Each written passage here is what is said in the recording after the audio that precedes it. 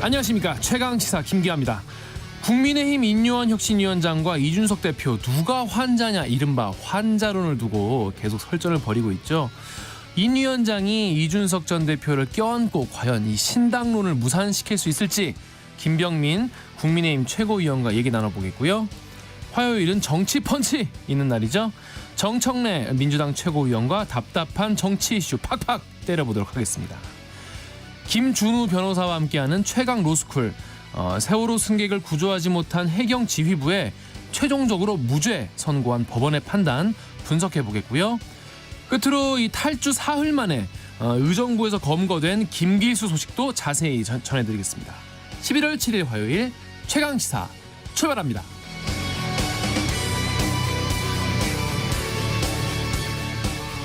최강시사는 유튜브로도 실시간 방송하고 있습니다. 문자 참여는 짧은 문자 50원, 긴 문자 100원이 드는 샵9730, 콩 어플은 무료입니다.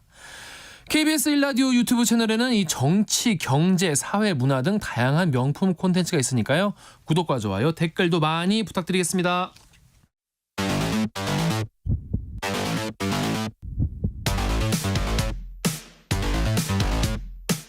오늘 아침 가장 뜨거운 뉴스 언박싱. 자, 뉴스 언박싱부터 시작합니다. 민동기 기자 그리고 김민하 평론가 나와 있습니다. 안녕하세요. 안녕하십니까. 어제 주식시장이 난리가 났죠. 그러니까 공매도 금지 첫날이었으니까요. 예, 공매도 금지가 발표된 다음에 외국인들이 주식시장이 문을 열자마자 한국 주식을 대규모로 사들였습니다. 이 공매도의 공자가 빌공자잖아요. 네. 갖고 있지 않은 주식을 빌려다가 판 다음에 주가가 떨어지면 싼 값에 주식을 되사서 갚아서 차익을 남기는 투자 기법인데 네. 이게 주가가 떨어지면 이익이 나고요. 오르면 손해를 봅니다. 네. 그러니까 개인 투자자들은 이제 이게 불만이었고 이 공매도가 주가 하락을 부추긴다라고 불만을 토로를 해왔습니다. 또 어쨌든 우리 정부가 공매도 금지를 발표를 했기 때문에 외국인 투자자들은 순매수를 하려고 했고요. 이것 때문에 코스피 지수가 무려 5.66% 급등을 했습니다. 와. 어마어마한 그런 그 수치고요. 네. 코스닥도 7.34% 급등을 했거든요. 그러니까 어제는 코스닥 시장 같은 경우에는 워낙 과열이 되니까 오전 한때 주식 거래를 일시 중단시키는 사이드카가 발동이 되기도 했습니다.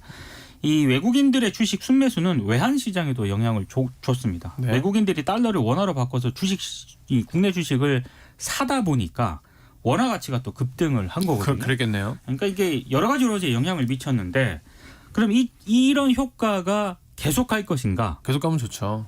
계속 가면 굉장히 좋은데 일단 외신들하고 증시 전문가들은 좀 부정적인 평가를 내리고 있습니다. 뭐라고 합니까? 그러니까 외국인들의 공매도 주식 되사기가 한 1, 2주 정도밖에 안 될 것이다. 그리고 만약에 외국인들의 공매도 되사기가 끝나는 그런 상황이 올 거 아니겠습니까? 이렇게 되면 한국 주식을 사려는 글로벌 수요가 이전보다 더 떨어질 수도 있다. 이런 우려를 하고 있고요. 특히 이제 짐 로저스 굉장히 좀 유명하신 분이죠. 네. 로저스 홀딩스 회장인데 세계적인 투자자입니다. 한 언론 인터뷰에서 이런 얘기를 했습니다. 한국 정부의 공매도 금지 조치는 실수다. 미스테이크라는 단어를 썼고요. 이런 바보 같은 짓을 계속 하기 때문에 한국은 메이저 국제 금융 중심지가 될 수 없다. 상당히 강도 높게 비판을 했고 블룸버그와 같은 이런 외신들도 왜 한국 정부가 이런 결정을 내렸을까? 내년 4월 총선을 앞두고 개인 투자자들의 불만을 한국 정부가 선거를 앞두고 수용한 것으로 보인다라는 분석 기사를 싣고 있습니다. 근데 어찌됐든 가장 큰 문제는요. 이른바 MSCI 선진 지수 편입에 상당히 부정적으로 작용할 수도 있다라는 그런 전망이 나오고 있는데 우리나라 같은 경우는 2010년쯤부터 이 국제 금융 시장에서 선진국으로 인정받고 또 외국인들의 안정적인 투자를 받기 위해서 이 MSCI 선진국 지수 편입에 굉장히 공을 들여왔거든요. 네. 근데 공매도를 이렇게 전면 일시적이긴 합니다만 금지를 하게 되면은 여기에 이제 상당히 좀 부정적인 어떤 영향을 미칠 가능성도 있고 오늘 언론들도 쭉 보니까 제가 중앙일보 사설이 좀 굉장히 좀 강도 높게 비판을 했던데요. 어찌됐든 공매도에는 주가의 거품이 생기는 걸 막고 그리고 주가 조작을 억제하는 순기능이 있는 거 아니겠습니까? 네. 이런 기능을 도외시하고 갑자기 이제 일시적으로 공매도를 금지하는 것은 이건 금융 포퓰리즘의 하나다라고 강도 높게 비판을 하고 있습니다. 그러니까 어제 주식시장 주가가 올랐던 거는 어떻게 보면 당연한 거예요. 그러니까 공매도 물량을 외인들이 청산을 해야 되지 않습니까? 공매도를 전면 금지했기 빚 때문에. 갚아야 되니까요. 그렇죠. 그러니까는 이 청산 과정에서 당연히 이제 주식을 다시 사들였고 그게 이른바 전문 용어로 숏 커버링이라고 하는 게 있지 않습니까? 그래서 그 과정에서 이제 주가가 오른 것이고 실제로 이 주가가 올랐던 종목들을 살펴보면은 소위 말하는 공매도 투자자의 그동안의 집중력이었던 타깃이 됐던 2차 전지주 중심으로 올랐기 때문에 그렇죠. 그래서 단기적으로 이제 이러한 영향이다라고 보는 게 대부분의 언론의 분석입니다. 그래서 이게 공매도를 전면 중지시켰기 때문에 당연히 따라오는 이제 어떤 효과인 것이고 이러한 영향이 앞으로도 계속 될 것이냐는 당연히 공매도 물량 청산하는 과정에서 일어나는 것이기 때문에 그건 아닐 거다라고 보는 게 맞고요. 다만 이제 소위 말하는 개미 투자자들은 여기서 이제 그런 얘기를 하는 거죠. 거봐라 공매도 세력이 이렇게 크고 어떤 그 넓은 어떤 그런 것을 잠식하고 있었던 것이다 막 이렇게 얘기를 하는 건데 이제 그런 뭐 시각도 있을 수 있는 거지만 어쨌든 간에 지금 말씀해 주신 대로 공매도의 순기능 이런 걸 이제 어떤 전문가들은 얘기를 하는 거거든요. 그래서 이제 과연 이게 어떤 우리 경제에 어떤 영향을 미칠지는 지켜봐야 될 것 같고 그다음에 어쨌든 이 코스피 지수에 영향을 미친 영향 중에 하나는 미국발 소식도 있어요, 사실. 그러니까는 지금 이제 미국에 이제 지금 미국에서 나온 얘기 중에 미국 노동부가 10월 비농업 부문 고용 증가가 예상치를 좀 밑도는 수치가 나왔다. 원래 17만 명 예상했는데 15만 명 고용 증가가 나왔다라고 그렇죠. 공개를 했는데 이게 그러니까 인플레이션에 대해서 대응하는 과정에서 계속해서 우려가 됐던 게 고용률과 관련돼 가지고 계속해서 고용자 숫자가 계속 늘어나는 그러한 것들이 식지 않으면은 이게 인플레이션을 뒷받침하는 어떤 하나의 지표로 해석이 돼서 계속 우리는 금리 인상을 해야 되겠다. 이런 태세로 가야 되는데 지난번에 FOMC에서 금리 인상은 우리가 좀 그동안 어쨌든 과도하게 긴축적이었던 부분도 있다라는 걸 어느 정도 인정을 한 데다가 이번에 이제 수치가 어쨌든 간에 좀 식는 분위기가 확인됐다라는 걸로 해석이 되면서 자금이 이제 좀 어느 정도 풀리고 있는 거 아니냐.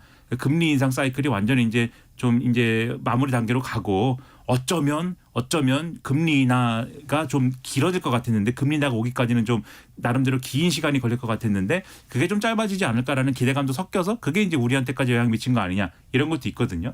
다각적으로 봐야 될 것 같고 지금 이제 지적하는 게 지금 말씀하신 대로 모든 언론들이 이 공매도 전면 중지한 거에 대해서는 긍정적으로 지금 생각하는 긍정적으로 지금 바라보는 우리나라 언론은 단 한 군데도 없습니다. 없더라고요. 그렇죠. 그 왜 그러냐면은 일반적인 개미 투자자들이 막 인터넷에 쓰는 내용을 보면은 이게 공매도 세력에게 다 언론이 포섭돼서 그런 거 아니냐 막 이런 말씀도 하지만 그렇다기보다는 그런 말도 있어요. 그렇죠. 그렇다기보다는 명분이 이제 명확하지 않기 때문이에요. 그러니까 어떤 분명한 어떤 이유가 있어야 되는데 그게 총선 앞두고 여당이 제기하는 어떤 이 개미 투자자들을 만족시키기 위한 그런 거 외에는 지금 딱히 명분이 없기 때문에 그런 이유로는 안 되는 거 아니냐라는 거거든요. 그렇다고 하면은 명확하게 지금 제도나 이런 것들이 있어서 개미 투자자들이 불만을 갖는 게 뭐냐면 공매도를 하는 데 있어서 뭐 그게 순기능이 있다고 하면은 그런 것도 있을 수 있지만 뭔가 어쨌든 형평성을 맞춰달라 이런 거지 않습니까?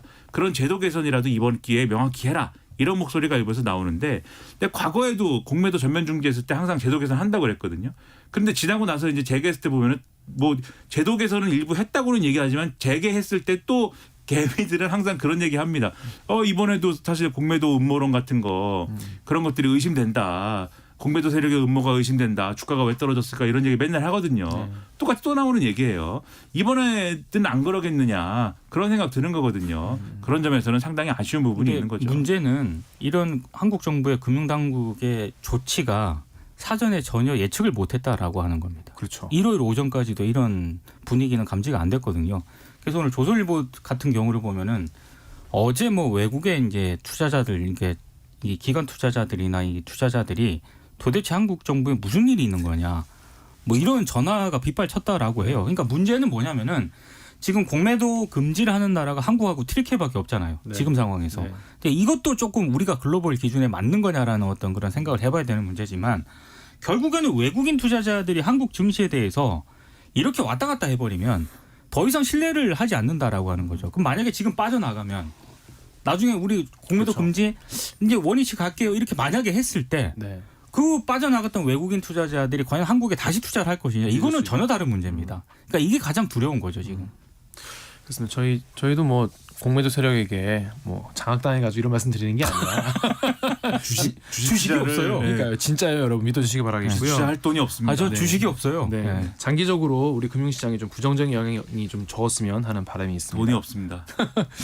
자, 다음으로 김포 편입 얘기 좀 해볼게요. 여당 소속 지자체장들도 이거 메가서울 이거 안 되는 거 아니냐 반발하면서 되게 여당 지도부가 좀 곤혹스럽다는 얘기 뉴스. 그러니까 유정복 인천시장이 어제 기자회견을 열었거든요. 네. 상당히 강한 어조로 비판을 했습니다. 네. 김포의 서울 편입은 일단 제대로 검토도 안 됐다. 네. 국민적 공감대도 없었다. 네. 선거를 앞두고 내세운 정치공학의 포퓰리즘이다. 강도 높게 비판을 했고요. 그리고 지방자치법상 주민과 서울시 의회 경기도의 동의를 얻어야 하는데 이거 이행하지도 않았다. 이렇게 지적을 했습니다. 그리고 국민의힘이 특별법을 만든다 하더라도 단독으로 관철할 수 없다. 그래서 실현 불가능한 이야기로 김포 시민들에게 기대감을 줬다가 혼란과 실망만 초래를 할 것이다라고 강하게 비판을 했습니다. 여기에 대해서 이제 김동연 경기도지사가 네. 호응을 했습니다. 선거와 상관없이 자신의 소신을 얘기하는 것으로 같은 생각이다라고 이제 얘기를 했는데요. 그럼 유정복 인천시장만 지금 이렇게 비판을 하느냐? 김태웅 충남지사도 수도권 행정구역 정비보다는 지방 메가시티를 육성하는 게 우선 돼야 한다라고 지금 주장을 했고, 특히 서울 확장은 대국민 사기극이다라고 또 강하게 비판을 했습니다. 사실 두 이렇게 자치단체장 외에도요. 홍준표 대구시장하고요. 서병수 의원이 있지 않습니까? 부산시장 출신이거든요. 두 정치인들도 상당히 강한 어조로 비판을 하고 있습니다. 그러니까 사실 이 문제가 지금 여야 구도로 이렇게 진행되는 문제는 아닌 것 같고요. 또 여당 출신의 어떤 지자체장들이 있지 않겠습니까? 그리고 특히 수도권에 그분들 입장에서 보면은 형평성 문제라든가 이런 문제 등이 상당히 좀 불만을 가질 수밖에 없고, 특히 인천시 같은 경우에는 쓰레기 매립지 문제 때문에 굉장히 민감할 수밖에 없는 상황이거든요. 그러니까 이해관계가 지금 서로 다르기 때문에 여권 내에서도 상당히 좀 반발이 나오고 있습니다. 유정복 인천시장의 경우에는 이분이 김포하고 상당한 인연이 있는 분입니다. 그래서 1994년에 관선 시절에 김포 군수로 임명된 적이 있고, 그때 36살, 만 36살이었기 때문에 전국 최연소 군수였고, 98년부터 2002년에 김포 시장을 한 적이 있고, 2004년부터 3선을 김포에서 국회의원을 했어요. 그러니까 김포에 대해서 모르는 분이 아니고, 그렇네요. 그렇죠. 김포에 대해서 상당히 잘 아는 분임에도 불구하고 이렇게 얘기를 하는 겁니다. 근데 이제 물론 이제 인천하고 김포하고 이제 겹치는 어떤 사업 부분이나 이런 것들이 있기 때문에 그러한 것들이 김포가 서울이 됐을 경우에 또 뺏길 우려가 있어가지고 또 이렇게 얘기하는 부분도 있겠죠. 근데 말씀드리고 싶은 게 뭐냐면은 이러한 식으로 이제 다른 지역의 다른 광역지자체들의 경우에도 마찬가지로 서울을 키운다라고 했을 때는 다들 반발할 수밖에 없는 어떤 이해관계들이 다 있다는 거예요. 그러니까 사실은 메가 서울이다라고 했을 때 김포를 예를 들면 서울에 편입한다에 그치지 않고 뭐 부천, 구리, 광명, 의정부 막 이렇게 확장을 했을 때 당연히 다른 광역지자체들에서 국민의힘이 소속돼 있는 지자체장들도 다 반발할 수밖에 없는 이슈가 될 수밖에 없는 거고, 그러면 총선이라는 걸 수도권에서만 치르는 것도 아닌데 그렇죠. 거기서 뭐 총선이 잘 되지 않을 수도 있는 거 아니겠습니까? 그렇죠. 어떤 영향이 있을 수 있는 게 있을지 모르는 건데, 그러니까 좀 꼬이는 부분이 있는 거고, 그래서 이제 메가서울이라고 더 이상 안 하는 것 같아요, 이름을. 그렇죠. 그래서 메가시티인가 좀 그랬는데 메가시티라고 하루 정도 얘기하는 것 같다가 이름이 지금 또 좀 바뀌었습니다. 계속 바뀌고 있습니다. 뉴시티로 바뀌었어요. 뉴시티. 뉴시티라고 지금 얘기하는 것 같습니다. 뉴시티는 뭘까? 과거에 이제 여기서도 지난주에 말씀드렸는데 뉴타운 선거라고 있었어요. 맞아요. 이명박 정권 때 뉴타운 선거인데 그게 이제 서울 시내 여러 군데 재개발이라든가 이 재개발이라든가 재건축 이런 거를 막 허용해 줘가지고 집값을 오르게 해야겠다라는데 방점이 찍힌 선거를 해서 우리가 재미를 봤다라고 여권 관계자가 얘기를 하면서 이번에 이 문제를 그러한 방식으로 한번 풀어보겠다. 그러한 어떤 것들을 가지고 이 수도권 이 집을 가지고 있는 분들의 어떤 니즈를 충족시키는 그러한 전략을 한번 짜가지고 선거를 치러보겠다라는 얘기다라고 설명을 하더라라는 얘기가 언론에 났다라고 설명을 해드린 적이 있잖아요. 네. 뉴타운, 뉴시티, 어감이 비슷하지 않습니까? 그러니까 이게 느낌이네요. 그렇죠. 지금 그러면은 그런 이제 장명이다라고 한다면 느낌이 평론가니까 평론가가 볼 때 그 느낌은 서울을 키운다라든지 서울이 커져야 된다라든지 뭐 이런 거라기보다는 개발을 하고 싶다 그 동네에. 그게 이제 뭐 부천이 됐든 구리가 됐든 김포가 됐든 하남이 됐든 뭔가 그 지역에 개발할 것이다라는 어떤 그러한 슬로건을 내걸고 그 지역에서 선거를 하는 것이 핵심인 것 같은 그러한 느낌으로 지금 변화되고 있는 국면이란 말이죠. 그런 것들을 보여주는 게 바로 이런 광역지자체장들의 어떤 반발과 그것에 대응하는 어떤 모습 아니냐. 그래서 지금 뉴시티가 어떻게 되고 있냐면은 이제는 서울만 키우는 게 아닙니다. 광주와 부산을 같이 키우는 3대 권역을 같이 키우는 그러한 어떤 이 프로젝트로 지금 또 변화하고 있어요. 그러면 이게 과연 총선 전에 어떤 완결된 형태의 사업으로 모습을 드러낼 수 있을 것이냐, 그것 좀 의문인 것이고 상당한 난제가 되어가고 있는 것이 아니냐 생각이 좀 듭니다. 안 그래도 서울시장 그래도 김포랑 이제 그래도 같이 해보겠다. 김포 편입 공동 연구하겠다. 이렇게 합의하면서 총선 이후에도 쭉 갈 수 있는 의제다 이렇게 얘기를 하긴 했어요. 오세훈 서울시장 같은 경우는. 그러니까 이제 여러 가지가 고려된 어떤 발언인 것 같아요. 일단 현실성 하나 있고 그쵸. 또 예. 하나는 이 오세훈 시장도 직접 얘기한 부분인데 미묘한 시점에 이런 문제가 제기가 됐기 때문에 어떤 연구 결과가 나오더라도 정치적인 영향을 받았을 거라는 그런 소리가 나오기 쉽다. 그래서 긴 호흡으로 가져가는 게 도움이 될 것이다. 총선 이후라도 이 문제 계속 끌고 가겠다. 뭐 이런 얘기인 것 같습니다. 그래서 뭐 TF를 발족을 하는데 여기에서 내외부 전문가들도 이제 다 포함시키겠다 이런 얘기인데 다만 이제 이게 서로 이제 계산이 다른 거 아니겠습니까? 오세훈 서울시장 입장에서는 서울시장이라는 어떤 그런 포지션뿐만 아니라 나중에 이제 큰 그림도 그려야 되기 때문에 이제 그런 것과 연관을 시켜서 이제 생각을 하는 것 같고 다만 어제 김병수 김포시장 같은 경우에는 이게 언론 인터뷰에서 했던 발언 때문에 상당히 좀 비판을 많이 받았거든요. 그러니까 이를테면 수도권 매립지와 관련해서 김포시에 걸쳐 있는 수도권 매립지 4매립장을 이용할 수 있다. 뭐 이런 취지로 인터뷰를 했는데 사실 이거는 권한이 없습니다. 김포시장에게. 왜냐하면 이 수도권 매립지 같은 경우에는 서울시, 인천시 그리고 경기도 환경부 이 4자 합의를 했던 사안이거든요. 그러니까 김포시가 들어갈 여지가 없어요. 그러다 보니까 도대체 뭔데 김포시장이 그러냐 이런 비판을 받았는데 네. 이런 비판 때문인지 그거는 내 권한이 없기 때문에 제가 관여할 게 아니고 언급할 일도 없다. 이 발언은 살짝 후퇴를 한 것 같습니다. 오세훈 시장의 스탠스에 대해서는 신문마다 오늘 신문을 쭉 봤는데 신문마다 좀 해석이 갈립니다. 일부 보수 언론의 경우에는 국민의힘의 구상에 힘을 싣는 행보를 했군요. 이렇게 해석을 했는데 뭐 경향신문이라든가 일부 또 다른 신문의 경우에는 뭔가 뉘앙스가 지금 오세훈 시장은 신중한 뉘앙스다. 이렇게 좀 해석을 하고 있어요. 지금 말씀하신 총선 이후까지도 우리가 연구해볼 주제입니다라든지 지금 당장 내가 입장 내기는 어렵습니다. 뭐라고 얘기하든 정치적으로 해석될 거기 때문에 라고 한 것은 지금 상당히 오세훈 시장도 곤란한 상황이다. 왜냐하면은 당장 이제 서울 내에서도 반발이 일부 있는 거잖아요. 네. 김포라든지 다른 지역들이 새로 편입될 경우에는 서울 내에서도 그동안 개발이 좀 더뎠던 그러한 자치구의 경우에는 그 어떤 우선순위에서 또 밀리게 되는 거 아니냐라는 그런 이제 여론도 있기 때문에 그런 거에 대응해야 될 필요도 있어서 난감한 부분도 있다. 이런 정도로 정리가 되는 것 같습니다. 네, 마지막 짧게 하나 채워볼게요. 인요한 혁신위원장이 계속 국민의힘 중진에게 압박을 놓고 있어요. 그러니까 한마디로 이제 대통령을 사랑하면 네. 이제 좀 결단을 내리라. 네. 어제 채널A 유튜브에 이제 나가서 이런 얘기를 했더라고요. 대통령을 사랑하지 않으면 결단을 못 내린다는 그런 얘기인지 네. 대통령을 사랑하면이라는 단어를 쓴 게 굉장히 인상적이었습니다. 그렇습니다. 또 어찌됐든 그 진행자가요.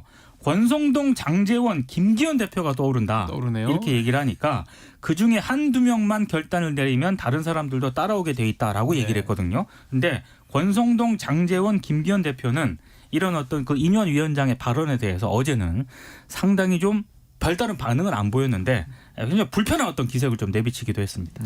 한두 명만 결단을 내리면 이게 핵심이죠. 네. 총대를 매라 이런 거 매라 아니겠습니까? 빨리.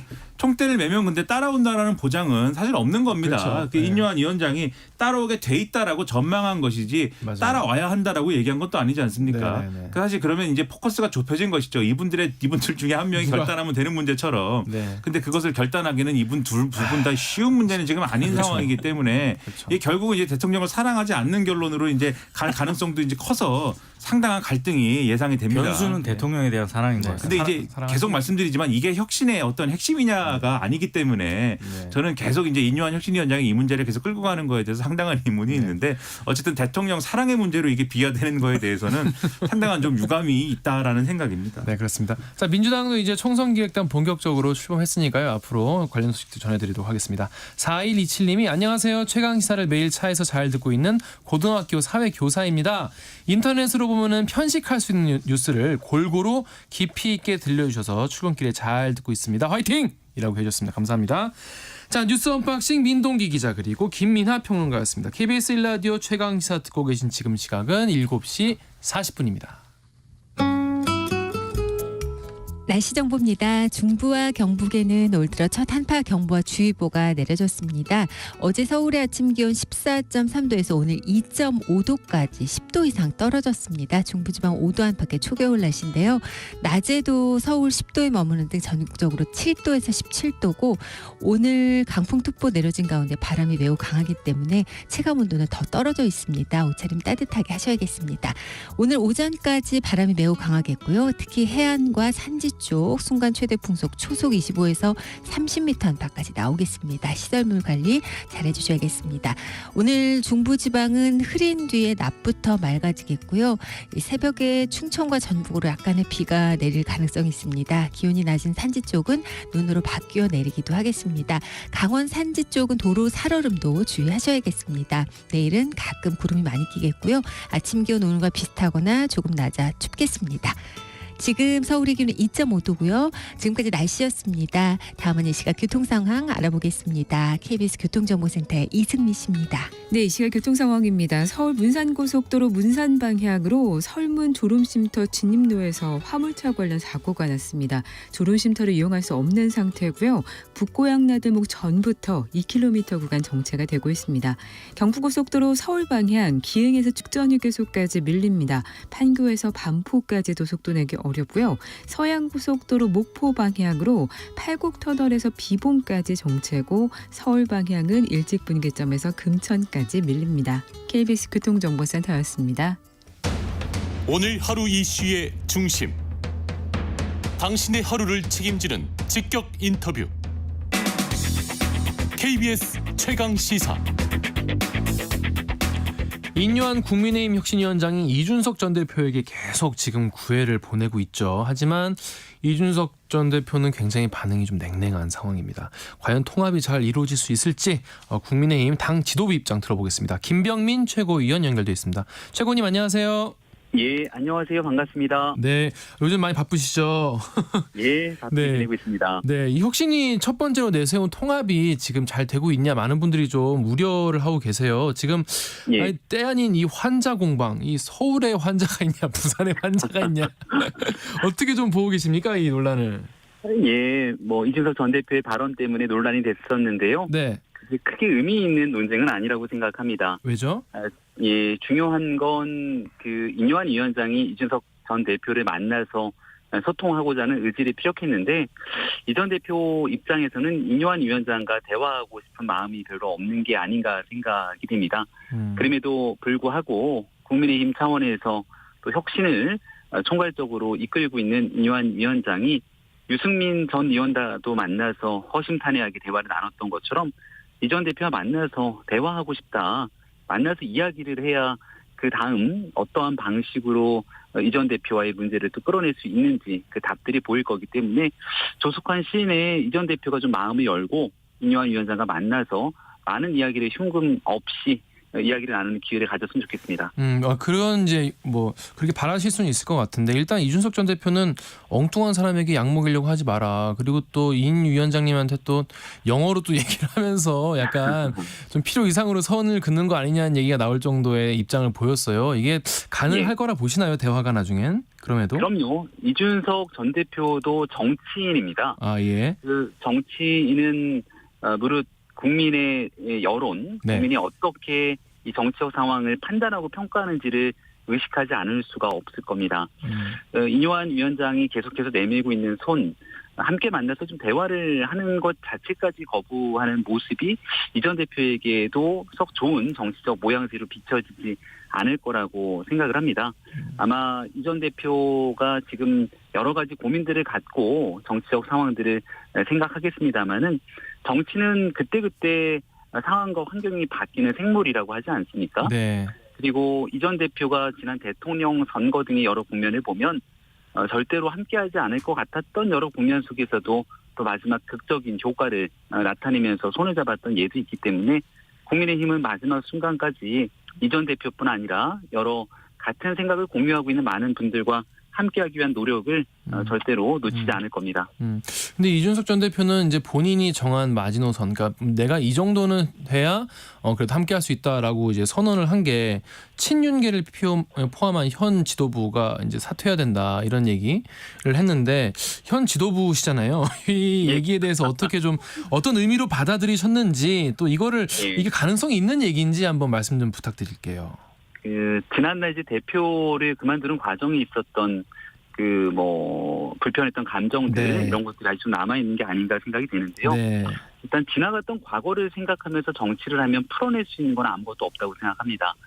그래서 지난 인유한 혁신위가 첫 번째 개혁 과제로 혁신 과제로 통합을 꺼내 들었던 것도 누군가를 배제하는 방식으로 정치를 하기 시작하면 사실 우리 스스로의 내적 분열만 가속화될 뿐 총선을 앞두고 총선 승리에 실제 쓸 수 있는 전략이라고 보기 어렵다는 판단이죠. 네. 이 전 대표 입장에서 함께 가고자 하는 지향성과 방향점이 뭔지 또 어떤 사람들과는 절대 함께 가고 싶지 않은지 등에 대한 분명한 이 전 대표 입장이 있겠습니다만 그런 방식으로 누군가를 배척하는 식의 정치로 진행될 수 없다는 점 이런 점들에 대한 고려를 하게 된다면 일단은 이 전 대표도 조금 마음을 크게 열고 함께 나가기 위한 또 다른 미래 정치 비전들을 만들어가는 것이 중요하지 않나 생각합니다. 그런 맥락에서 어제 이제 최재성 전 정무수석이 저희 방송에서 이준석 전 대표 신당 얘기가 잠깐 나왔습니다. 거기서 이제 신당을 창당하기보다는 아무래도 국민의힘에 남지 않겠냐라고 얘기를 하긴 했는데 이른바 윤핵관이라고 불리는 의원분들이 조금 정리가 돼야 되지 않겠냐 이런 얘기도 했는데 요 윤핵관 그 의원분들에 대해서는 어떻게 앞으로 좀 처신을 하시게 되실지에 대해서 어떻게 보십니까? 예, 윤핵관이라는 표현을 저희는 좋아하진 않습니다만 물론 대통령과 가까이 있는 인사들이라는 표현으로 인유한 위원장이 총선을 앞둔 자기 희생 또 감동 있는 드라마를 써내려가는 중요성에 대해서 며칠 전 언급하지 않았습니까? 네. 국민의힘 혁신의 2호 혁신안으로 자기 희생에 대한 결단을 요구한 거죠. 2011년 그러니까 19대 총선을 앞두고 있었던 거의 지금과 비슷한 시기였을 건데 그해 겨울에 이명박 전 대통령의 친형인 이상득 전 부의장이 불출마를 선언합니다. 네. 그리고 나서 홍정우 전 의원 등 초선 의원의 불출마를 비롯해서 이른바 불출마 도미노 현상이 나타나듯이 상당히 많은 권력을 갖고 있었던 사람들이 그 자리를 내어놓기 시작했고 새로운 공간들이 열리면서 19대 총선 2012년 총선 승리를 위한 기본적인 발판이 깔리기 시작했던 적이 있습니다. 네. 지금 내년 총선은 사실상 윤석열 정부의 이 남은 임기 성패를 가늠짓는 가장 중요한 분기점일 텐데 윤석열 정부 출범에 가장 큰 공과 애정을 갖고 있는 많은 분들 입장에선 이 정부가 성공할 수 있다면 내가 같이 함께 노력했던 이 많은 역할 속에서 이 정도의 희생은 감내할 수 있다. 라고 하는 목소리들이 하나둘씩 나오지 않을까 기대를 이완 위원장이 던진 것이고 또 그렇게 현실화될 가능성이 꽤 있다고 생각합니다. 그렇게 분위기가 다잡히게 된다면 이 전 대표를 비롯한 외곽에서 현 지도부 또 윤 정부를 다소 불편하게 생각되는 분들도 뭔가 총선 승리를 위해서 다 같이 단합되고 변화하려고 하는 기본적인 의지가 있구나. 라는 진정성을 판단해 주지 않을까 생각합니다. 최 의원님 그러면 지금 당 내에서는 뭔가 누군가는 그래도 아까 말씀하신 어떤 새로운 공간을 열어주기 위해서 희생할 어떤 그런 각오도 있는 분들이 좀 속속 좀 나오고 계시다고 보는 거예요? 저는 그럴 가능성이 꽤 높다고 생각을 하는데요. 왜죠? 다만 오늘이 11월 7일 그러니까 아직 이 정기국회가 한참인 시기고요. 통상적으로 총선으로 시기가 넘어가려면 정기국회 예산심사가 끝나는 과정부터 12월은 넘어가줘야 그때부터 본격적인 총선 시기가 좀 빨라지지 않을까 생각을 합니다. 네. 총선이 다가오면 다가올수록 과거에 있었던 사례들을 비교해 봤을 때 총선이 다 끝나고 난 뒤에 약 40% 정도의 인적 쇄신은 자이든 타이든 자연스럽게 이루어져 왔습니다. 네. 그러니까 결국 이번 22대 총선을 앞두는 과정에서도 기존에 있었던 구성원들의 많은 변화들은 과거에 예를 굳이 들지 않더라도 자연스럽게 진행될 텐데 거기에 누군가가 감동 있게 내가 갖고 있는 모든 것들을 내려놓으면서 이 정부에 더 힘을 실어줄 수 있는 모습이 연출되는 건 뭐 그렇게 어려운 일은 아니지 않는가 생각합니다. 그렇습니다. 앞으로 어떤 분들이 그런 이른바 희생을 도맡아 하실지 한번 지켜보면 좋을 것 같고요. 최고위원님께서 최근에 이제 우리가 기득권을 더 내려놔야 된다 이런 말씀하셨어요. 예. 이 혁신위 활동을 좀 뒷받침하기 위해서. 그러면 구체적으로 지금 뭐 국민의힘 그렇고 전반적인 뭐 국회도 그렇겠지만은 어떤 기득권을 어떻게 내려놓는 것을 앞으로 좀 추진해야 될 거라고 보시는지 여쭤보고 싶네요. 예, 혁신위원회가 지난 2호 혁신안으로 중진 그리고 뭐 대통령과 가까운 의원들 등의 수도권 출마나 불출마 등을 언급했는데요. 네. 일단 우리 당이 지난 강서 보궐선거 참패를 겪고 나서 수도권 중심 정당으로 분연히 변화해야 되는데 그러지 못했다는 자성 어린 고백들을 많이 쏟아냈습니다. 네. 지금도 서울, 경기, 인천으로 불리는 이 수도권 전체에서 가지고 있는 의석이 손에 꼽을 정도이거든요. 네, 좀 적죠. 그러면 수도권에 더 많은 의석을 확보할 때만이 과반 의석 확보로 윤석열 정부가 힘있게 나아갈 수 있다면 기존에 있는 많은 이 국회의원 권력을 갖고 있는 구성원들이 더 수도권에서 당선될 수 있는 사람들이 배출될 수 있도록 이 당이 힘을 좀 실어줘야 되거든요. 네. 그런 식의 변화의 노력들이 첫 번째 수반돼야 된다는 것이고, 그리고 두 번째는 우리가 만약 다수당이 돼서 입법의 주도권을 가져올 수만 있다면 국민들로부터 가장 불신의 대상이 된 공간이 대한민국 국회일 텐데요. 그럼 그렇죠. 국회의원들이 갖고 있는 무한한 기득권으로 불리우는 일들, 이런 것들을 과감하게 내려놓을 수 있도록 혁신안이 제안한 것처럼 공약도 하고, 또 만약 당선이 된다면 실제 과반 의석 확보로 즉각적인 입법 과제에 나설 수 있도록 하는 노력들이 뒷받침돼야 된다고 생각합니다. 그럼 그런 기득권을 내려놓는 그런 구체적인 어떤 것을 어떻게 내려놓겠다 이런 안 같은 것이 총선 전에 나올 예정인가요? 네, 혁신안에서도 국회의원 세비 감소, 또 지금 국회의원이 현재 뭐 민주당도 그렇지만 구속돼 있는 국회의원들이 있습니다. 가장 대표적으로 돈봉투 사건에 연루돼서 얼마 전 구속된 윤관석 의원 같은 경우들이 있죠. 근데 우리 국민의 혈세가 이렇게 구속돼 있는 국회의원들에게도 그대로 매일매일 꼬박꼬박 대비가 지급이 되고, 그 국회의원이 현재 구치소에 수감돼 있음에도 불구하고 어마어마한 보좌 이력들의 보좌관들은 현재 국회에서 그대로 가동이 되고 있죠. 대한민국 어떤 국민도 이런 걸 상식적이라고 생각하지는 않을 겁니다. 이런 구체적인 내용들을 하나하나 열거하면 끝이 없을 텐데, 네. 이런 일들을 분명히 총선을 앞두고 국민께 더 혁신적인 내용들을 바탕으로 내어놓을 거라고 생각합니다. 네, 알겠습니다. 임 위원장께서 내일은 또 대구 가셔서 이제 홍준표 시장 만날 예정이지 않습니까? 예. 홍 시장 같은 경우에는 1호 혁신안, 그러니까 대사면안, 이른바 대사면안 징계 취소안에 대해서 굉장히 반발하셨는데 예. 어떻게 좀 만나서 잘 좀 화해하고 얘기를 좀 풀 수 있을까요? 예, 홍준표 시장은 굉장히 유쾌한 정치인 아닙니까? 네. 하고 싶은 말 시원시원하게 내뱉기도 하고, 또 때로 사람을 만나서 얼마든지 허심탄회하게 이야기할 수 있는 기본적인 준비가 돼 있는 정치인이라고도 생각합니다. 만나서 얘기를 하면 불편했던 내용들을 쏟아내고, 또 홍준표 시장이 본인은 이 당의 본류다라고 얘기했던 것처럼 그렇죠. 당에 무한 애정을 갖고 있다면 이 당이 총선 승리하기 위해서 꼭 필요한 본인의 생각들을 또 이야기를 해줄 거라고 보거든요. 얼마 전에 홍준표 시장이 SNS에 글을 올리면서 시스템 공천이란 이런 거다라고 이 컷오프에 대한 비율들을 얘기했는데, 네, 50, 15% 말씀하셨죠? 예, 각자 지역마다 정당 지지율에 못 미치는 사람들을 객관적인 지표로 걸러냈을 때 모든 구성원들이 납득할 수 있다는 글을 올렸더라고요. 네. 그 홍준표 시장이 갖고 있는 좋은 견해들이 있다면 인유한 위원장이 다 경청하고 와서 그런 부분들을 또 받아들여 나가는 게 민주정당의 의미 있는, 또 질서 있는 과정이라고 생각합니다. 그렇습니다. 이번에 총선기획단 인선에 대해서도 얘기가 나오는데요. 총선기획단 수장이 이제 이른바 친윤으로 불리는 이만희 총장이신데, 인선 같은 경우에 다른 분들도 너무 친윤 일색으로 꾸려지는 것 아니냐 이런 우려 같은 것도 나옵니다. 어떻게 보세요?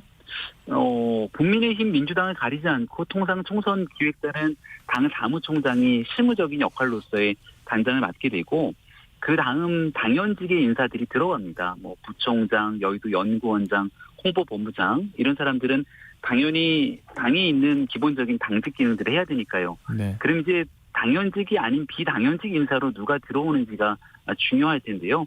여기 이제 젊은 30대, 40대 청년들이 대거 투입이 됐고, 또 당에 굉장히 비판적이고 쓴소리를 아끼지 않아온 김재섭 도봉갑 당협위원장 같은 인사도 전면 배치돼서 특히 수도권 선거의 승리 어떤 부분들이 필요한지를 잘 알고 있는 서울 도봉갑 또 남양주에 있는 곽관용 위원장 이런 젊은 인사들이 투입된 것이 수도권 선거 승리를 위해서 중요한 인선 중에 하나였다고 생각합니다. 알겠습니다. 최 의원님 마지막으로 짧게 그 답변만 부탁드릴게요. 김포 서울 편입 이슈 있지 않습니까? 이제 여권에서도 지금 의견이 되게 분분한데 유정복 시장도 이제 실현 불가능한 정치쇼라고 비판했는데 이거에 대해서 입장 짧게 한마디만 부탁드리겠습니다.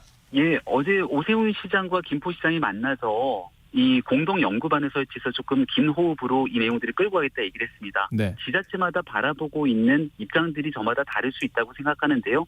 그런 부정적인 요소에 대한 견해들까지 다 경청하고 다만 주민들이 원하고 또 주민들로 인해서 이루어지고 있는 편입 문제인 만큼 주민 편익을 가장 극대화시킬 수 있는 방법에 착안해서 좀 긴 호흡을 갖고 임기 추진하는 것이 바람직하다고 생각합니다. 네, 감사합니다. 지금까지 김병민 최고위원과 말씀 나눴습니다. 고맙습니다.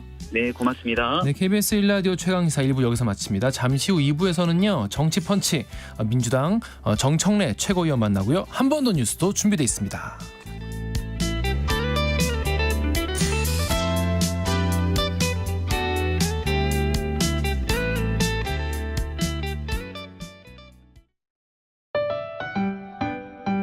(2023) KBS 1라디오 연중기획 낮은 목소리 당신의 목소리를 들려주세요.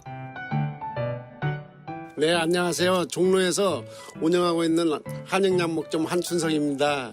한 40년 됐습니다. 나이가 들어가도 이 기술이라는 건 있으니까 제가 60이 넘고 내일 모레 70이 다 돼가도 이건 80까지도 할 수 있고 건강만 하면 90까지 할 수 있으니까 그게 매력이라고 나는 봐요. 그게 제일 매력입니다. 저는 이제 하도 오래 하다 보니까 줄자로 이렇게 앉아도 이렇게 체형만 봐도 딱 이분은 이렇구나. 그냥 안 보고도 만들어낼 수가 있죠. 전국에 계신 분도 오시고 다양으로 오시죠. 외국에서도 맞추러 오고 이렇게 다양한 각층에 오죠. 요즘 젊은 친구들도 특히 외국 맞추러 많이 오죠. 또 가격 대비도 광장시장은 좀 저렴해요. 그렇기 때문에 많이 와서 맞춤을 선호하고 있습니다. 제가 옷을 만들어서 손님이 잘 맞고 또 이렇게 기분 좋게 찾아가실 때 그때가 제일 보람이 있고 좋죠. 기생복도 좀 잘 나오고 그러지만요. 저희 신사복도 많이 찾아주시면은 최선을 다해서 만들어드리고 또 이렇게 저희들이 한 땀 한 땀 잘해서 해드릴 테니까 많이 애용해 주세요.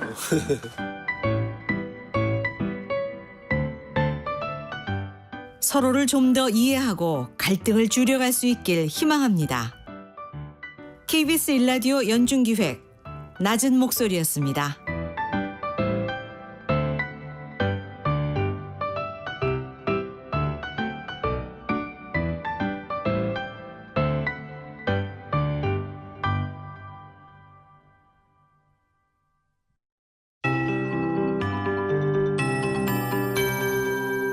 KBS 58분 날씨. 내일이 절기상 입동인데요. 오늘과 내일 아침 추위가 초겨울 못지않습니다.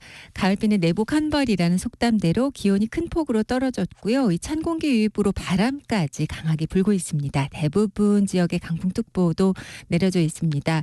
어제 서울의 아침 최저 기온이 14.3도였습니다. 현재는 2도대를 나타내고 있는데요. 10도 이상 떨어져서 올 들어 첫 한파 경보와 주의보가 중부 지역과 경북 지역으로 내려져 있습니다. 옷차림 따뜻하게 하시는 게 좋겠습니다.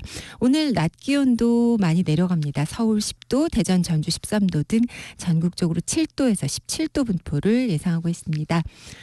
바람은 오늘 오전까지 매우 강하게 불겠습니다. 특히 서해안과 동해안 산지에는 순간 풍속이 초속 25에서 30m로 매우 강하겠습니다. 시설물 관리도 잘 해주셔야겠고요. 전해상에 풍랑특보까지 내려져 있습니다.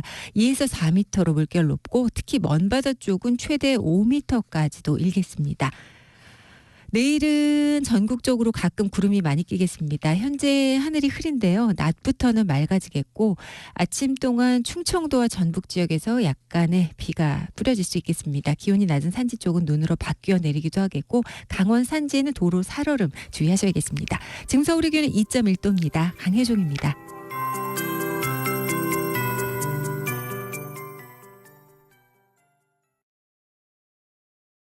정성을 다하는 국민의 방송 KBS가 8시를 알려드립니다. AM 711kHz, FM 97.3MHz, KBS 1라디오입니다. HLKA.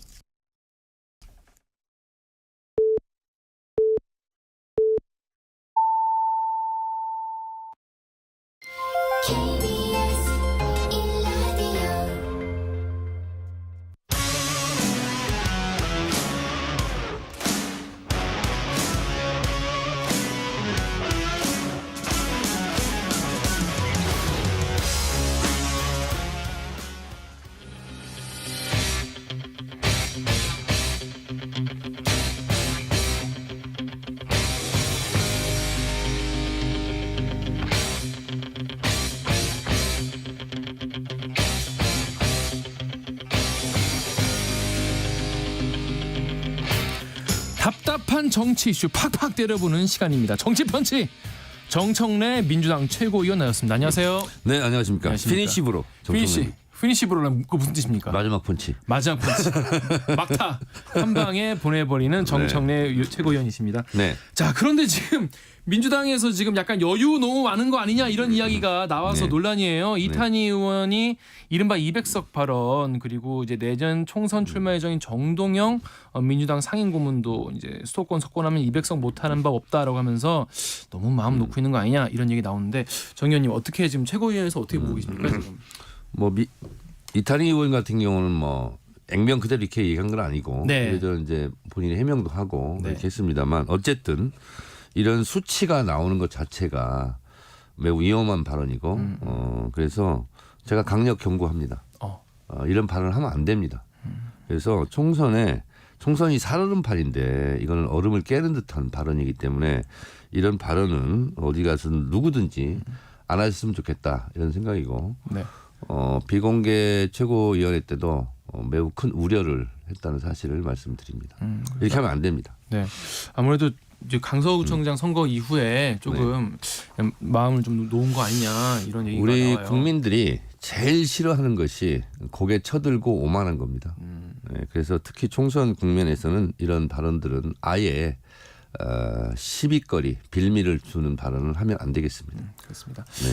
자, 그런데 이제 민주당 총선기획단 이제 드디어 조동직 사무총장이 이끄는 배가 출범을 했습니다. 그런데 이제 어제 이제 첫 회의하고 발족식도 하셨는데 뭔가 혁신안이나 뭐 인적 쇄신 이런 거에 대한 논의가 좀 이루어졌나요? 지금 국민의힘 같은 경우에 이제 혁신위가 굉장히 뉴스를 많이 내고 있는데 지금 민주당 쪽은 어떻게 좀 대비하고 있는지. 총선 혁신단이 아니고 총선 기획단입니다. 그렇죠. 그래서 기존에 있는 룰을 바꿀 얘기는 없고요. 아, 그렇습니까? 네, 없습니다. 그래서 경선 같은 경우는 50대 50, 권리당원 50, 일반 국민 50 이렇게 하는 것이고요. 다만 이제 총선 기획은 예를 들면 총선 일로부터 역순에서 며칠 날까지는 뭐 하자. 그러니까 기본 스케줄을 짜서 이제 얘기를 하는 거고요. 네. 거기에 따른 준비 상황을 하는 것이고요. 그렇지만 또 하나는 룰이 있지만 룰을 지키는 선에서 이런 방향으로 공천을 하자. 이런 방향으로 공약을 내자. 이렇게 선거를 치르자. 하는 이제 설계도를 그린다고 그럴까요? 그런 역할이기 때문에 혁신은 하자 뭐 이런 것은 총선 기획단에서 사실상 하는 업무는 아니다 이렇게 말씀드립니다. 자, 그런데 지금 안 그래도 이제 국민의힘 쪽에서도 이제 뭐 누구는 불출마, 누구는 다른 곳에 나온다, 험지 나온다 이런 얘기가 지금 나오고 있는데 혁신위에서 민주당에서는 이제 박병석 의원이 총선 불출마 선언을 했어요. 6선이시고 국회의장까지 하셨으니까. 근데 이제 뭐 외부에서는 안돼 박병석 의원만으로는 뭔가 감동이나 파장 같은 게 좀 적지 않냐 이런 얘기가 있는데 당내 분위기는 좀 어떻습니까? 어제 박병석 전 의장께서 그렇게 말씀하셔서 이거는 선배로서 담대한 결정을 했다, 잘하셨다, 뭐 이런 분위기가 이제 의원들 단체 방에서 이제 있었고요. 근데 이제 이 불출마 문제가 마치 총선 공천의 개혁인 양 이렇게 화두가 되고 그러는데 사실상 그런 건 아닙니다. 예년의 선거를 쭉 보면 어차피 물갈이는 40에서 50%가 됩니다. 그러니까 예를 들면 17대 국회 같은 경우는 60%가 넘게 물갈이가 되고 초선 비율이 그렇게 높았거든요. 그런데 그것이 과연 바람직한 일이냐. 라는 부분은 있어요. 근데 이게 왜 그러냐면 정책으로 승부를 보고 민심이 정책을 보고 꼼꼼히 뜯어보고 투표를 한다라기보다는 또 당에서 그런 것을 가지고 총선 전략을 짠다기보다는 충격요법, 뭐 누구는 잘랐다더라, 충격이네. 그래서 마치 이것이 뭐 계획인 것처럼 당에서도 내미는 것 자체가 이제 잘못된 거죠. 그래서 제가 봤을 때는 그것보다는 불출마를 하더라도 자발적으로 하는 게 중요하고 그리고 떠밀려서 하는 것은 뭐 감동도 없어요 이게. 모양새가. 너 나가라. 그래서 울면서 나가는 게 무슨 감동을 주겠어요. 그래서 총선이 이렇게 가는 것이 꼭 바람직한 것만은 아니다라는 거고요. 각 당이 무슨 컷오프 자르기 경쟁으로 가는 총선은 바람직하지 않다 이렇게 생각합니다. 그러니까 인적 쇄신만으로는 국민들에게 뭔가 감동과 이런 걸 줄 수 없다는 말씀이신 네네, 것 같고. 근데 이제 예를 들면 축구를 비교해 보면 네네. 예를 들면 뭐 잘하는 주전 선수들이 네. 너무 오래 뛰지 않았냐. 그렇죠. 그냥 잘해요. 네. 근데 오래 뛰었다는 이유만으로 너 벤치로 빠져. 그리고 신인을 넣어요. 그래서 경기를 망치면 예를 들면. 그래서 다선 의원을 무조건 빼는 것이 능사는 아니다 이런 생각이 좀 듭니다. 물론 뭐 축구는 이제 경기고 경쟁이 이제 중요한 거고 정치는 또 이제 약간 다른 영역이긴 하지만은 오래 있었다는 이유만으로 나가라는 건 좀 불합리하지 않냐 이런 말씀이신데 그렇다면은 이런 건 어떻습니까? 이제 뭐 출마하지 말라는 건 아니고 중진들이 그러면 좀 이른바 험지에 가서 뭔가 그 주민들에게 새로운 이제 비전을 제시를 해준다거나 아니면 본인 지역구를 좀 양보하면서 어떤 다른 새싹을 키워준다거나 이런 중진 험지 출마론 이런 거가 자꾸 나오는 거에 대해서는 어떻게 보세요? 그것도 약간 강제성이 있는 거고요. 좀 있죠. 그래서 제가 봤을 때는 그것보다는 그건 좀 네거티브한 거고 네. 좀 긍정적이고 포지티브한 것은 신인들이 등용이 될 수 있는 그런 사실 룸을 만들고 룰을 만들고 하는 것 자체가 중요하지 않을까 우대하고 그래서 그런 방향으로 가는 것이 맞겠다는 생각이 듭니다. 근데 중진들이 자리를 내주지 않는데 어떻게 그 새로운 사람들이 잘 이렇게 뭔가 커나갈 수가 있을까요? 그래서 예를 들면 불출마 지역이 생기잖아요. 그럼 대부분 양 당이 다 전략직으로 묶습니다. 전략 공천을 하게 되고 그래서 참 좋은 분인데 경선을 하게 되면 안 되는 권리당원을 확보 못했기 때문에 그런 분들을 좀 우선 배려하는 이렇게 가는 것이 좋을 것 같습니다. 근데 이제 김두관 의원이 이제 이재명 대표를 비롯한 이제 당 지도부 험지 출마해라 이런 말씀도 하셨는데 이재명 대표는 어떻게 좀 문신을 하실지 어떤 영향이 있을지 저는 이것도 그리 바람직한 것 같지는 않아요. 이름을 실명을 콕 찍어서 당신은 여기 가라, 당신은 저기 가라 무슨 권한으로 그런 말을 합니까? 그래서 그 자체도 저는 바람직하지는 않다 이런 생각이 좀 들어요. 그리고 가더라도 밀려서 가는 거잖아요. 그렇죠. 그래서 이런 방식으로는 저는 아니다 이런 생각이 듭니다. 말씀하신 대로 이름을 거의 콕 찍은 것 같이 얘기하는 데가 지금 국민의힘 그 인요한 근데 이제 이름이 제일 콕 많이 찍히는 게 정청래입니다. 아 그래요? 네. 왜냐하면 국민의힘에서 당신은 정청래 지역구로 한번 가봐라. 이게 벌써 몇 번째 됐잖아요. 아 그렇구나. 근데 저는 뭐 개념치 않습니다. 그것은. 그러면 저는 그런 걸 환영합니다. 네. 그럼 다음 총선 때 어떻게 하실 생각이세요? 저는 열심히 하는 거죠. 그냥 열심히. 그렇습니다. 그런데 지금 보면은 이제 이준석 전 대표가 지금 신당 창당 얘기 계속 하고 있지 않습니까? 신당행 열차는 출발했나요? 부릉부릉 지금 시동은 걸려 있나요? 예. 스위치만 남은 것 같습니다. 스위치만 남은 상태다. 근데 이제 방금 전에 이제 김병민 최고랑도 이제 저희가 인터뷰를 나눴는데 국힘에서는 계속 이제 이준석 최고가 이준석 전 대표가 들어오기를 계속 바라는 그런 분위기예요. 근데 이제 저는 모든 것을 경계를 하는데 99.9%는 신당을 창당해서 총선을 치를 것 같은데 만약에 0.01% 만약에 그렇게 쪼개졌다가 다시 합쳐져서 마치 총선 직전에 이런 통합의 분위기, 통합의 시너지를 내서 그런 작전수가 혹시 있으면 어떡하나. 쓸 수도 있다. 그런 것을 저는 경계하고 있습니다. 근데 지금 상황으로는 분당은 피할 수가 없는 상황인 것 같습니다. 근데 이제 이준석 전 대표가 얘기하기로는 민주당에 있는 이른바 이제 비명계 의원들과도 접촉하고 있다라고 하는데 물론 이제 당사자분들은 또 전혀 아니다라고 이제 펄떡 뛰는 분도 계신데 어떻게 이준석 신당행 열차에 그런 비명계 자리도 있는지 탈 예정인 분도 계실지 어떻게 보십니까? 근데 총선 때마다 등장하는 것이 제3지대, 뭐 빅텐트, 뭐 제3당 뭐 이런 게 나오지 않습니까? 그러다 보면 이쪽 저쪽에서 불만을 품은 의원들 모셔가기 경쟁이 늘상 있는 거예요. 그래서 그 뭐 새로운 것도 아니고요. 그냥 노멀한 겁니다. 노멀한 일이다. 네. 병가지 상사다. 그런데 이게 예를 들어 빅텐트가 또 이렇게 서는 경우도 있지 않습니까? 네. 근데 이렇게 설 경우에 국민의힘 쪽이 좀 더 이제 손해가 있을 거라고 보세요? 아니면 민주당이 좀 더 이제 마이너스일 거라고 보세요? 근데 빅텐트를 만들려면 네. 텐트를 높이 지켜 올리는 장대가 있어야 되지 않습니까? 있어야죠. 그 장대가 누가 되느냐에 따라서 파괴력이나 파급력은 있겠죠. 네. 근데 지금 상태에서 그 빅텐트를 높이 지켜 올릴 만한 장대가 그리 튼튼하거나 그리 뭐 신망을 받거나 네. 그런 것 같지는 않다. 아. 그래서 스몰 텐트가 되지 않을까. 그럼 안 되지 않나요? 스몰 텐트면 기어 들어갈 사람이 별로 없죠. 그렇죠. 자리가 없으니까. 네, 자리가 없으니까. 그렇습니다. 근데 이제 그 이른바 신당 얘기하고 있는 이준석 전 대표가 이제 부산에서 토크 콘서트 하고 있었는데 이제 인유한 이제 혁신위원장이 찾아갔단 말이에요. 네. 근데 이제 사실 문전박대 당한 셈이잖아요. 그리고 영어로 이렇게 얘기를 하면서 이거 너무 무례한 거 아니냐 이런 논란까지 나왔는데 이제 이 상황에 대해서 좀 보시면서 좀 어떤 인상을 받으셨는지. 저는 이준석 대표가 영어도 잘하네. 일단 그런 생각이 들었어요. 잘하겠죠. 네. 그리고 저렇게 문전박대하는 방식도 다양하구나. 이런 생각이 들었는데 신기했습니다. 외국에 있는 어떤 교수가 어제 칼럼을 하나 썼는데 그 칼럼이 공감이 되더라고요.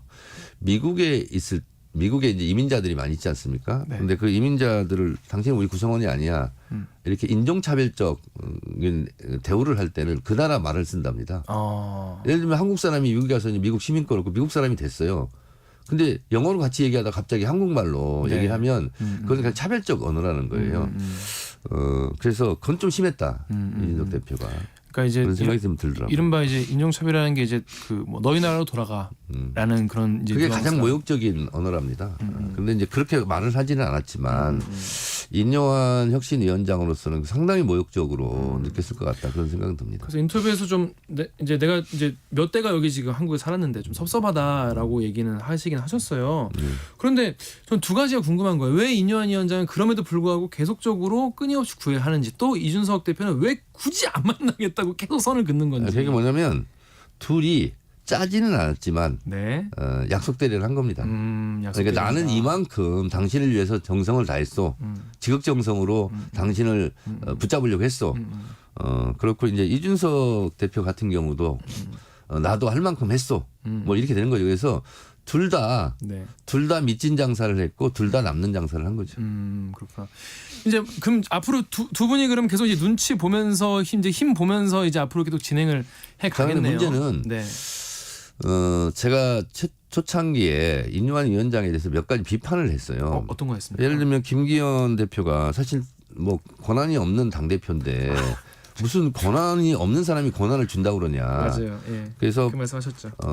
바지 사장의 핫바지 혁신위원장이다 이렇게 얘기를 했어요. 그런데 지금 언론에 보여지는 행태로만 보면 당 대표가 사라지고 인요한 혁신위원장이 혁신위원장 겸 당 대표 같은 그런 느낌이에요. 그리고 이거는 너무 오바를 한다. 어떤 면에서 오바를 하는 거죠? 심지어는 김기현 뭐 꼭 누구 실명을 찍어서 당신은 뭐 불출마라든가 험지로 가라든가 이거는 실제로 권한을 갖고 있는 윤석열 대통령도 가시적으로 겉으로는 안 하잖아요. 근데 무슨 권한으로 혁신위원장이 혁신을 하라는 건데 혁신을 하기 위해서 갔는데 누구를 어디다 막 꽂겠다. 당신 여기 당신 나가라. 이렇게 하는 것은 본인이 입고 있는 옷에 맞지 않는 오버토킹이고 그것은 권력의 오남용입니다. 그래서 이거는 직권 남용이다 이렇게 생각합니다. 그런데 그래서 그런지 이제 그 당사자를 찍힌 의원분들은 철저히 무대응으로 지금 일관하고 있어요. 그러니까 그 자체가 혁신 논쟁이 벌어지고 혁신 경쟁이 벌어져야 되는데 혁신위원장이 와가지고 마치 공천의 저승사자처럼 그렇게 구는 것 자체가 상당히 불쾌한 일일 것 같아요. 그러니까 영남 의원들이 막 모여가지고 영남 피바다 얘기하고 막 그러지 않습니까? 네. 피가 흥건할 것 같습니다. 그러면 이른바 영남이 그렇게 피바다가 돼서 정말 다는 아니겠죠. 많이 사라지면 그 자리에 빈자리에 누가 들어갈 것인가. 그러니까 이준석 대표가 속으로 웃고 있을 것 같아요. 영남에서 잘린 사람들 내가 다 흡수하겠다. 그럴 수도 있겠네요. 네네. 그렇습니다. 그런데 그래서 지금 예. 이게 권한이 없는 짓을 너무 과도하게 칼을 휘두르다 보면 반드시 그 칼에 자기가 베이게 돼 있어요.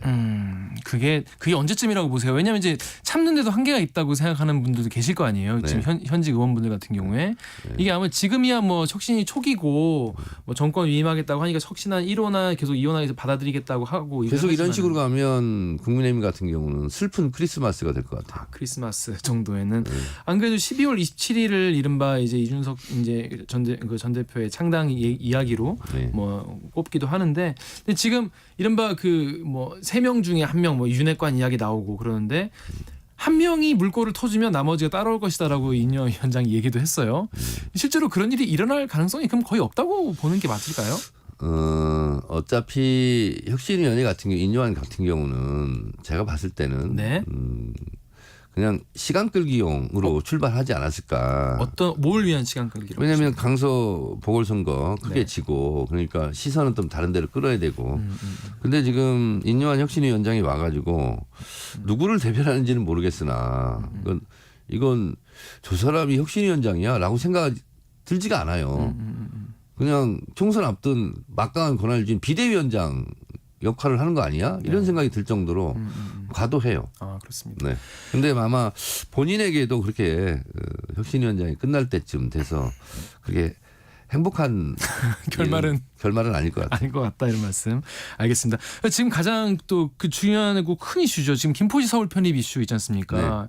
이거 지금 국민의힘이 지금 처음에는 김포시 서울 편입 얘기했다가 메가시티로 약간 이게 좀 사이즈를 키웠다가 뭐 뉴시티 프로젝트 특위 이런 얘기 자꾸 뭔가 바꾸고 있는데 어떻게 보셨어요? 그럼 이제 실패 전략으로 가는 것 같고요. 실패할 전략이다. 네. 왜 그렇습니까? 이제 출구 전략 짜는 것 같고요. 그러다 보니까 이제 홍준표 시장, 유정복 시장, 또 김태흠 충남지사가 이건 정치 쇼다, 포퓰리즘이다. 자기 당 당대표가 한 얘기를 이렇게 하는 것도 이례적이지 않습니까? 그러니까요. 그래서 이게 출구 전략 같아요. 근데 지금 자기들끼리 지금 자중질환, 호떡집에 불난 것처럼 지금 난리가 났는데 이러다가 슬그머니 사라지지 않을까. 하지만 그 국민적 관심사는 굉장히 또 몰리고 있어요. 이게 왜냐하면 수도권에 워낙 이런 많은 걸 분들이 보고 계시니까. 진퇴양난이라고 해요. 진퇴양난. 구성에 빠졌어요 지금. 네. 하지만 이게 뭔가 희망 고문이 될 수도 있잖아요. 총선 때까지 계속 희망 고문을 하면서 사람들에게 그렇다면 이렇게 찍으면 어떻게 될지 몰라요. 그런데 이제 이것이 아직 안 알려진 것이 네. 만약에 김포시에서 서울시 김포구로 되면 자체 예산이 상당히 줄어든답니다. 그래서 따지고 보면 별로 이렇게 이익이 안 되는 이런 상황이고 또 김포시 같은 경우 지도 한번 보셨어요? 봤죠. 이렇게 되죠. 손잡이가 많이 떨어져 있잖아요. 그렇죠. 많이 떨어져 있잖아요. 도대체 이런 시가 어딨냐. 그래서 이거는 보통 잘못된 만남 이렇게 얘기를 하는데 네. 잘못된 시작 같아요. 잘못된 시작이고 실패할 전략인데 궁금한 거는 왜 그러면 민주당이 이거를 강력하게 이건 아니다라고 딱 당론으로 이렇게 정리하지 않는지 이거 궁금해하는 분도 많이 계시던데요. 그거 왜 궁금하겠어요? 어차피 자기들끼리 난리가 날 거니까. 가만히 있어도 아니 이런 거 같은 경우는 어차피 국민의힘에서 네. 반대 목소리가 분출을 하지 않겠어요. 네네. 그래서 이건 뭐 한 2, 3일 지켜보면 답이 남아 있는 거다 이렇게 생각을 했죠. 그럼 이 이슈가 그럼 엄청 길게 가지 않을 거라고 보시는 네, 분이 그렇습니다. 맞나 봐요. 네, 네. 근데 지금 김포 서울 편입 이슈도 그렇지만은 이제 공매도 전면 금지 같은 경우에도 이 뭔가 이것도 뭔가 포퓰리즘 아니냐 이런 뭐 문자도 뭐 나오기도 했지만은 어떻게 보였어요 이번 공매도 금지 정책은? 예를 들면 네. 빈대가 많다. 빈대 많아요. 그러면 네. 이제 빈대를 막 잡아내야 되지 않습니까? 잡아야죠. 근데 그냥 집을 다 그냥 없애버리는. 그러면 안 되죠. 그런 건 안 되지 않습니까? 그래서 공매도 같은 경우는 분명히 긍정적인 효과가 있고 선진화된 자본시장의 시스템이지 않습니까? 그 자체를 무력화시킨 거예요. 그래서 이것은 그야말로 핀셋 규제 이게 맞는 건데 그냥 통째로 날려버린 거지 않습니까? 그래서 그러니까 어제 외신들 같은 경우도 그렇고 로저스 같은 경우도 이거는 말도 안 되는 거다. 이건 실수다. 이렇게 얘기를 하는데 단기 처방에는 뭐 이게 그냥 해열제 같은 효과는 있을 수 있겠죠. 근데 장기적으로 보면 큰 수렁에 빠질 수도 있는 문제다. 다 우려를 하고 있어요 지금. 근데 지금 다 얘기하고 있는 게 지금 따지고 보면은 다 국민의힘 여권에서 이제 제기한 이슈지 않습니까? 네, 그래서 뭔가 민주당이 뭔가 이슈 파이팅에서 밀리는 게 아니냐, 국민들이 뭔가 공감할 만한 아젠다를 못 내놓고 있는 게 아니냐 이런 얘기를 그러니까 나오는데 이제 한간에 네. 가장 정확한 표현이 네. 경기 부양을 할 생각을 하지 않고 민심 부양만 한다. 민심 부양. 예, 잘 보일 생각만 한다. 근데 펀더멘탈이 없는 상태에서 네. 그런 식으로 자꾸 잘 보이기 경쟁만 하면 언젠가는 크게 벙커가 날 일이 있지 않겠냐 이런 우려가 있는데 그래서 민주당 같은 경우는 예를 들면 뭐 불법적인 공매도 같은 경우는 지금도 막 잡아내고 있지 않습니까? 그렇죠. 그래서 거기서 이제 개미들이 많이 피해를 보는데 그런 방향으로 규제하는 것은 맞겠다라는 생각이 들고 핀셋 규제. 그래서 이것은 이재명 대표가 대선 후보 시절부터 이런 건 계속 주장이 맞거든요. 근데 지금 너무 무리한 수를 쓴 건 아니냐 이런 생각은 피할 길이 없습니다. 네, 마지막으로 하나 여쭤볼게요. 의원님 지난번에 조국 전 장관 출마에 대해서 약간 이건 아닌 것 같다 이런 식의 아니 그런 게 아니고 예. 그거는 답하지 않은 겁니다. 답하지 않으신 건데 네, 분명히 말씀드리는데 네. 추미애 장관만 지금 당원이에요. 네. 조국 장관이나 송영길 전 대표 같은 경우는 당원이 아닙니다.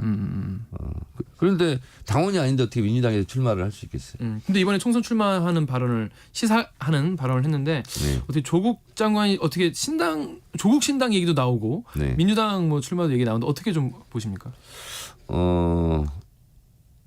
저는 잘 모르겠어요. 근데 이제 그 조국 장관 머릿속에만 있겠죠. 예. 그래서 그거는 본인도 아직 뭐 정확한 판단을 하신 것 같지는 않아요.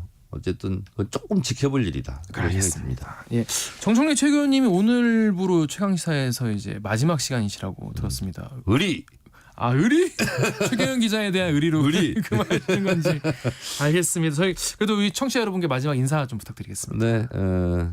그동안 감사했고요. 예. 그리고 혹시 제 방송을 들으면서 불편한 분도 계셨겠죠. 그런 분들은 너그럽게 해량해 주시기 바랍니다. 네, 지금까지 정청래 민주당 최고위원이었습니다. 고맙습니다. 네, 감사합니다.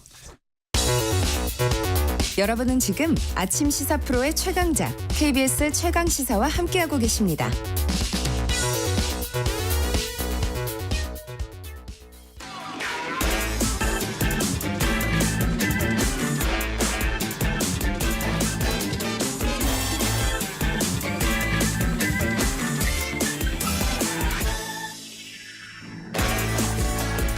한 번 더 뉴스 시간입니다. 오늘은 한국경제신문 최영찬 기자와 함께합니다. 안녕하세요. 네, 안녕하세요. 안녕하십니까. 자, 첫 번째 소식 뭡니까? 한국인 최초 메이저리그 황금 장갑 수상한 김하성 얘기 한번 해볼 건데요. 네. 오늘 뭐 전 조간신문에 다 그럼요. 이거 굉장한 그 뉴스고 우리나라 입장에서 그리고 김하성 선수 입장에서 굉장한 경사죠. 네. 지금 샌디에이고 파드리스 뛰고 있습니다. 미국 프로야구 메이저리그에서 당당히 이제 황금 장갑 골든 글러브라고 하죠. 네. 이걸 품었는데요. 역대 한국인 선수로는 첫 수상입니다. 네. 그리고 아시아 선수로도 해도 두 번째 수상이고요. 첫 번째 수상자 누군지 아세요? 모릅니다. 스즈키 이치로. 그럼 이치로급이 된 거예요? 그렇죠. 네, 일본의 전설적인 야구 스타 이치로급으로 지금 발돋움한 건데요. 네. 근데 문제는 또 이치로 선수는 외야였고 네. 이번엔 내야거든요. 이 내야수로는 또 아시아 선수 최초다 이렇게 보시면 되는 거고 이 김하성 선수의 수상 분야가 유틸리티 부문인데요. 그러니까 내야 포지션에서 말 그대로 전천후였다는 거예요. 만능 야수였다 이렇게 보시면 되겠습니다.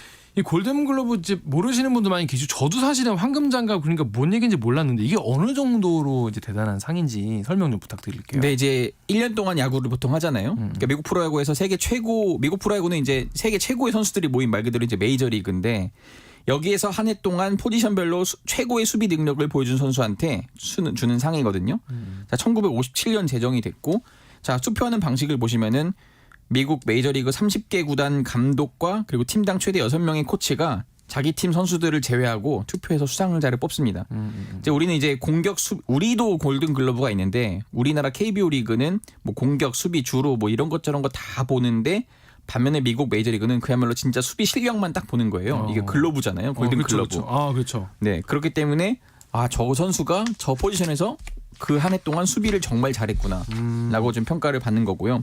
이 유틸리티 야수 부문은 여러 포지션을 소화하는 선수를 위해 작년에 처음 제정됐는데 김하성 선수가 뭐 2루, 1루, 뭐 유격수 할 거 없이 뭐 만능 수비를 보였다 보시면 됩니다. 근데 이게 제가 기사를 읽어보니까 그냥 뭐 마음대로 정하는 게 아니라 무슨 굉장히 그 과학적으로 이게 데이터 같은 거를 분석해가지고 이제 그 점수 같은 걸 내가지고 이걸 선정하는 거라면서요? 예.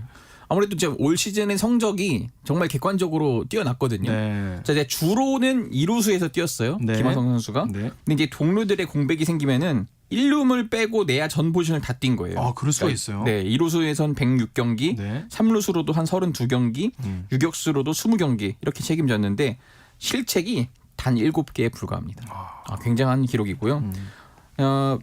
그런 면에서 지금 김하성 선수 지금 제가 아까도 잠깐 언급해드렸습니다만 아시아 출신 내야수는 메이저리그에 성공하기 어렵다 이런 편견들이 있었어요. 그동안 우리나라에서도 지금 메이저리그 뛰었던 선수들 보면은 뭐 추신수, 네.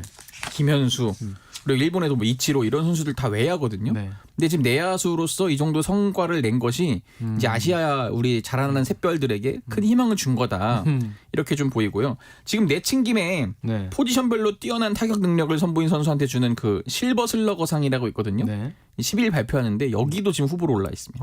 그렇습니다.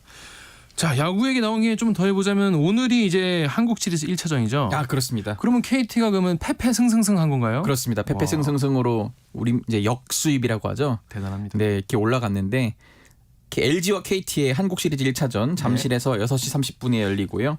정규 시즌 1, 2와 2위의 대결입니다. LG는 외국인 선발 KC 켈리가 나서고 KT는 토종 에이스 고영표가 출격을 합니다. 지금 켈리 선수는 10월 4일 사직 롯데전 이후에 이제 한 달 넘게 쉬었는데 고영표 선수는 이제 2일 NC전 이후에 그 4일만 쉬고 딱 나오는 거거든요. 지금 7전 4성승제입니다. 근데 LG가 6차전 안에 끝내겠다 각오를 다졌고 KT는 뭐 7차전 끝까지 가겠다 이렇게 전의를 불태웠고요. KT는 2021년 우승팀인데 LG는 마지막 우승이 1994년 29년 만에 우승 도전이죠. 자, 그렇습니다. 요즘에 그리고 빈대 때 아닌 빈대 뉴스가 많이 나와가지고 한 달, 2달 정도 됐나요? 빈대 뉴스 나온 지가. 근데 지금 빈대가 지금 전국적으로 지금 빈대와의 전쟁에 들어갔다고 하는 게 이게 얼마나 심각한 상황인지.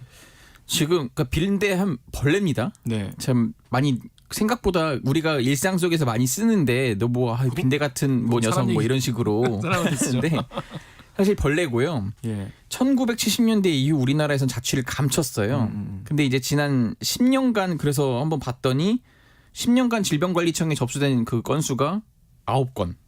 근데 지난달부터 어제까지 국민신문고를 통해서 접수된 그 질병관리청에 접수된 의심 신고가 11건인 거예요. 엄청 늘어나네. 네, 10년치보다 최근 한 달이 훨씬 많은 거고 또 정부 민원 안내 전화인 국민콜 110이라고 있습니다. 여기에도 지금 서울 지역 빈대 의심 신고 5건. 근데 또 질병청 신고 외에 사설 방역 업체들이 있거든요. 네. 이런 데 주로 신고된 건수가 훨씬 많다는 거예요.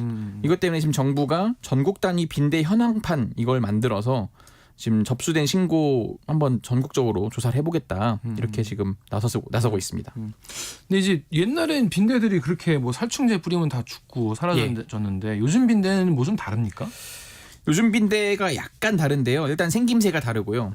그 지금 출몰하고 있는 빈대들 이제 사설 방역 업체에 따르면은 배드버그 그 이제 반날개 빈대 이렇게 말을 하는데요. 다른 종인 거예요. 그건? 네, 이제 열대 지방에 서식하는 빈대라고 합니다. 근데 이제 코로나19 팬데믹 끝난 다음에 외국인 관광객이라든지 또 이제 해외 여행을 다녀온 우리나라 국민들이라든지 굉장히 늘어나고 있잖아요. 이것 때문에 외산 빈대가 지금 국내에 많이 유입이 되고 있다. 당국은 이렇게 보고 있습니다. 무섭습니다.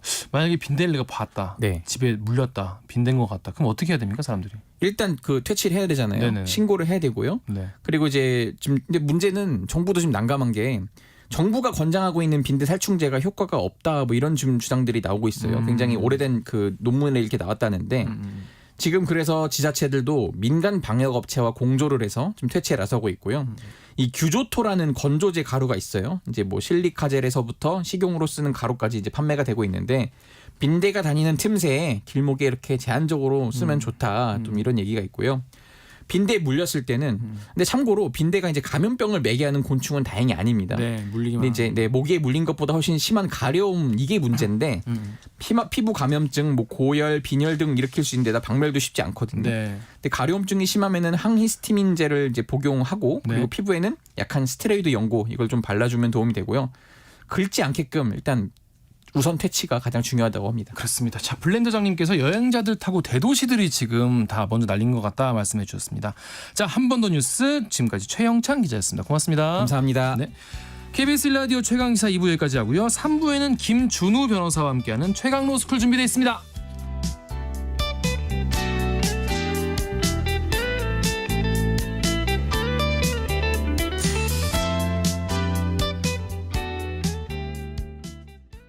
잠시 후 8시 반부터 일부 지역국에서는 해당 지역 방송을 보내드립니다.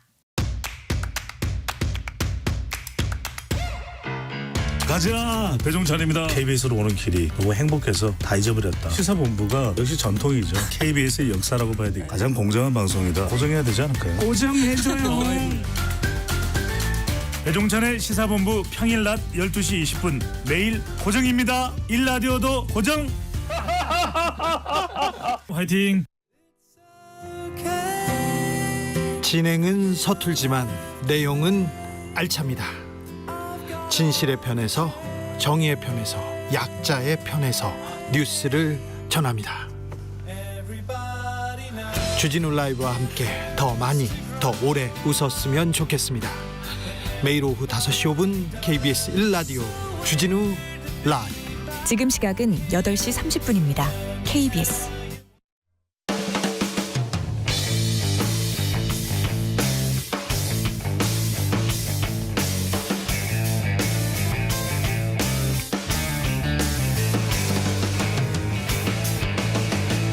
KBS 최강 시사.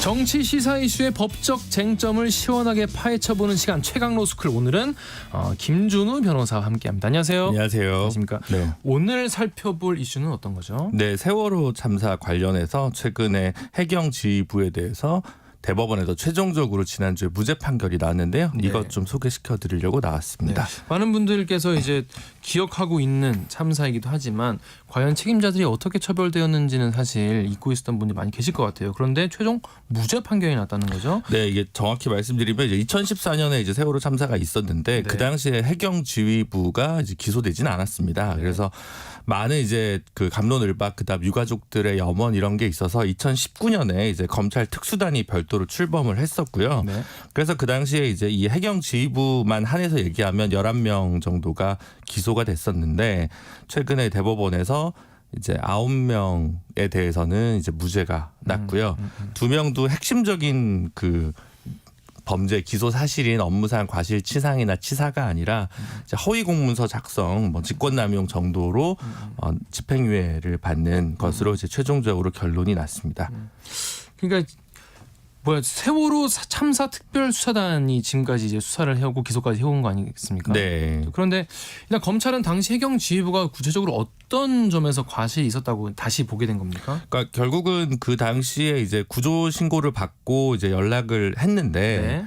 그 당시에 정확하게 선내 상황을 파악하고 그 다음에 선체에 진입을 하고 그 다음에 퇴선을 유도하는 행위를 했으면 해경이 네. 그렇게 많은 사상자가 나오지는 않았을 것이다. 네. 뭐 예를 들면 다 모든 분들을 살릴 수는 없었다 하더라도 줄일 수 있었을 거다. 줄일 수 있었을 것이고 거기에 관해서 경찰의 책임이 있는 거 아니냐, 해경의 책임이 있는 거 아니냐 이렇게 좀 본 거죠. 근데 이제 그 기소 범위는 다 그 당시 해양경찰청 청장부터 시작해서 차장부터 해서 쭉 내려가서 이제 뭐 목포 서장까지 이렇게 한 건데 사실은 뭐 여기에 관해서 본인들은 적극적으로 뭐 잘 몰랐다 뭐 이렇게 이제 대답을 하면서 하여튼 유가족 분들의 많은 분을 샀는데 네. 결과적으로 이제 무죄가 나서 유가족 분들이나 이제 세월호 참사와 관련돼서 재난안전 관련 사회운동을 하신 분들에게는 좀 가슴에 대못을 받게 된 게 아닌가 싶습니다. 그러니까 기소를 할 때 그러면 뭐 업무상 과실치사 혐의 같은 건가요? 네, 그렇습니다.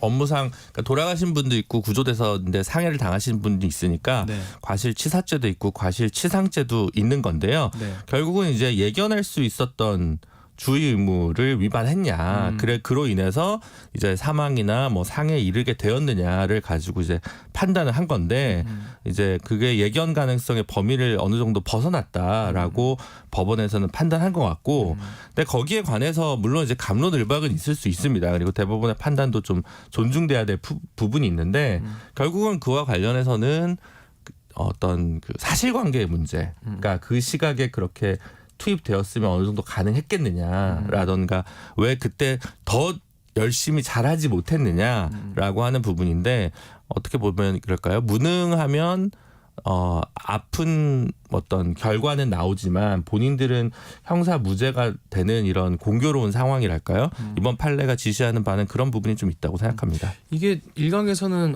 초동 수사가 너무 미흡해서 뭔가 기소할 수 있는 어떤 증거 자료 같은 거 확보하기가 좀 힘들었다 이런 얘기도 나오던데 이게 처음에 뭔가 기소 같은 초반이 뭔가 좀 잘못된 부분이 많이 있다 이런 얘기 있던데 어떻게 보시나요? 그렇죠. 초반에 이제 그 관련해서는 뭐 유가족 분들이나 뭐 사회운동 단체나 뭐 진실의 힘 같은 그런 과거사 관련 정리한 기록들을 보면 분명히 이제 해경에서 적극적으로 혹은 조직적으로 뭔가 관련된 증거를 은폐하려고 했던 시도들이 있는 건 분명해 보여서 뭐 통화 시간이라든지 이런 부분들이 있기 때문에 거기에서 처음에 사실관계 파악이 좀 어려웠던 부분도 있고요. 그다음에 그 당시 뭐 많은 분들이 알고 계시고 기억하시겠지만 전화상으로만 뭐 교신을 한다든가 다양한 그 통신 시스템이 있었는데 그런 부분들을 적극적으로 활용하지 않았다라든가 여러 가지 부분에 있어서는 사실은 좀 애석하고 안타까운 일이 많이 있었다고 생각합니다. 그런데 여러분 다 아시다시피 현장에서 이제 구조 활동을 벌였던 김경일 전 해경 123 정장은 이미 유죄 판결을 받았습니다. 그렇습니다. 어떻게 다른 겁니까? 그러니까 이제 그 당시 그 법원에서는 이제 관련성이 있다고 본 거죠. 왜냐하면 123 그 함이 이제 가까이 갔는데 더 들어가서 이제 열심히 구조 활동을 하거나 선체 진입을 하는 게 아니라 구명보트 포고 나온 분들만 이제 구조 활동하는 소극적 활동을 했다는 거예요. 그렇기 때문에 여기에 대해서는 문제가 있다라고 한 건데 문제는 그 당시에 판결문 뭐 지방법원 판결입니다만 이거를 김 전 정장에게만 거는 것은 책임을 묻는 것은 좀 과도하고 다른 해경 지도부도 공동 책임이 있다는 취지로 했는데 결과적으로 뒤에 나온 판결에서는 그 책임이 좀 제대로 이루어지지 않은 셈이어서 그럼 둘이 안 맞는 거네요. 네, 약간 그런 부분이 있는 것 같습니다.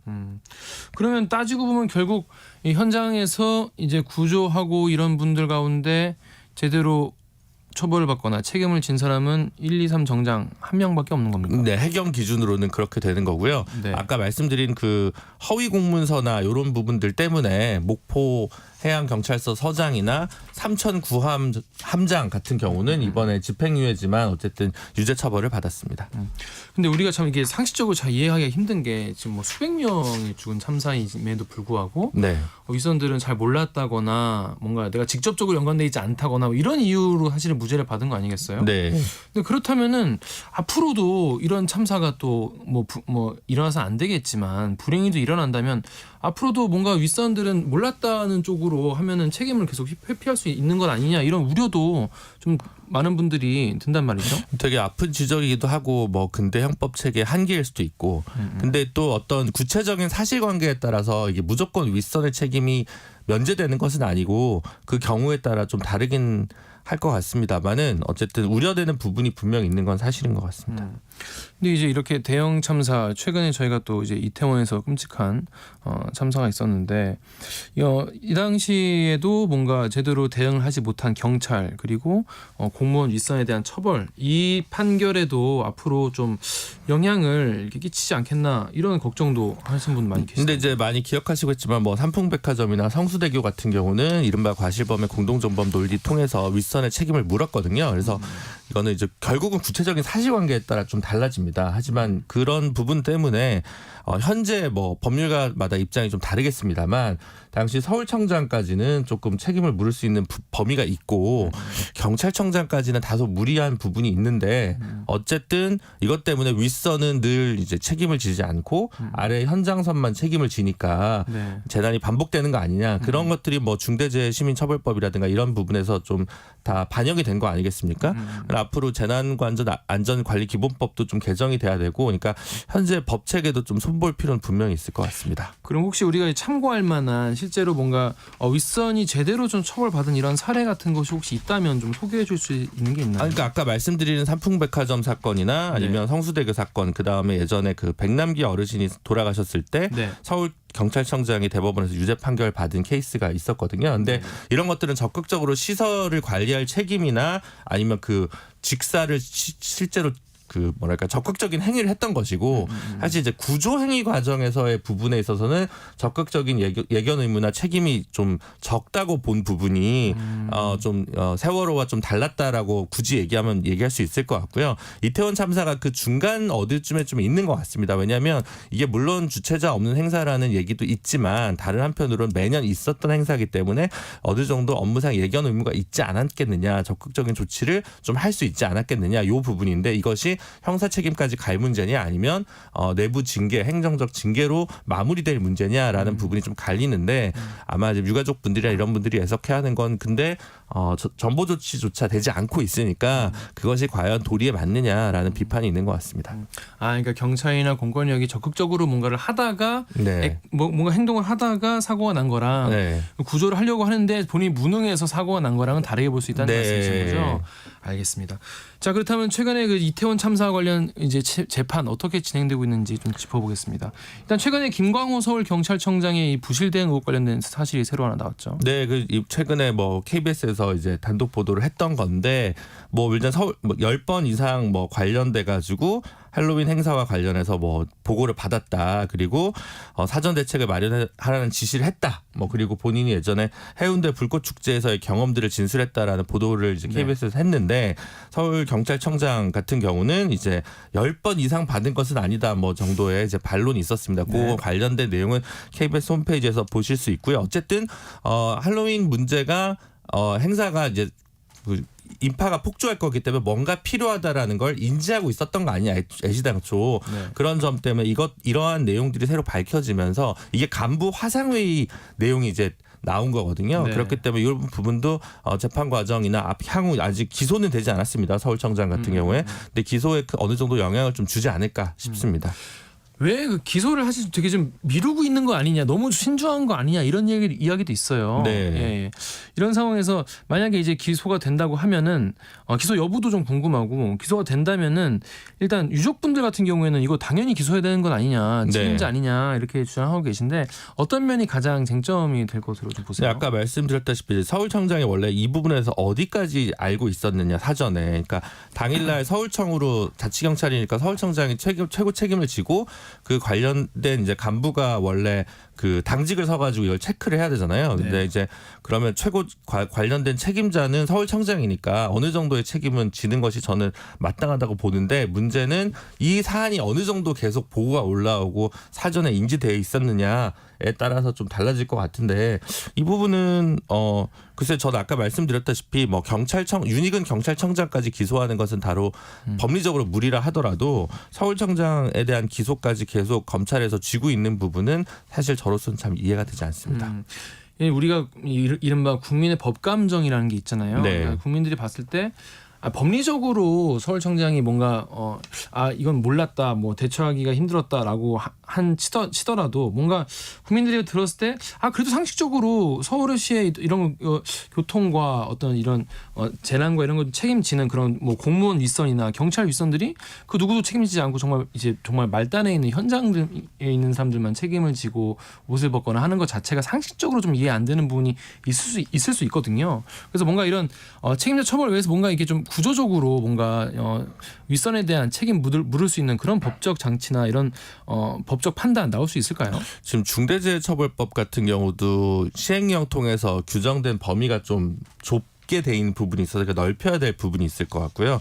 재난안전관리기본법 같은 경우도 지금 주체자 없는 큰 행사 같은 경우는 책임 소재가 불분명하거든요. 이거 관련된 개정 논의가 지금 행안위를 통과했나 그런 걸로 알고 있는데 이런 그 후속 입법이 좀 중요한 것 같습니다. 지금 재계에서는 오히려 예를 들면 중대재해처벌법 같은 경우는 뭐 기업에 무리가 준다고 해서 확대 적용을 지금 막고 있는데 그런 부분들도 오히려 역으로 제동을 걸어야 될 것 같고요. 지난 폭우 당시에 오송 참사 같은 중대 시민재해 관련해서도 검찰에서 제대로 기소하고 법원에서 제대로 된 판결이 돼야 이런 부분들이 좀 책임지는 행정이 되지 않을까 싶고요. 단체장들도 재난 관련 책임자를 부단체장으로 몰아넣는 경우가 있습니다. 그런 부분들이 있어서 이렇게 좀 가장 윗선에 있는 사람이 가장 솔선수범해서 권한에 따른 책임을 부여할 수 있는 제도 개선이 좀 필요한 것 같습니다. 네, 여기까지 말씀 듣겠습니다. 최강로스쿨 김준우 변호사였습니다. 고맙습니다. 감사합니다. 네.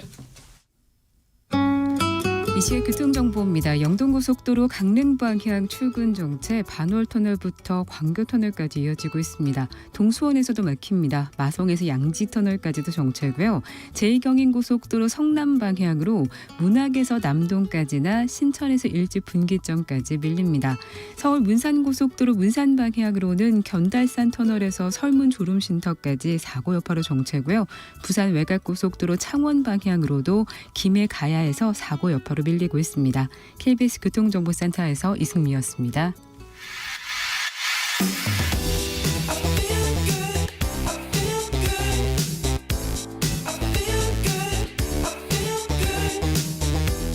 아침을 여는 기분 좋은 습관.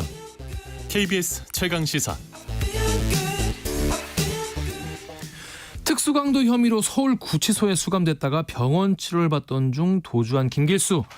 도주 사흘째인 어제 의정부에서 검거됐습니다. 프로파일러이신 이 배상훈 전 우석대 경찰학과 교수와 자세한 사항 짚어보겠습니다. 전화 연결돼 있습니다. 안녕하세요.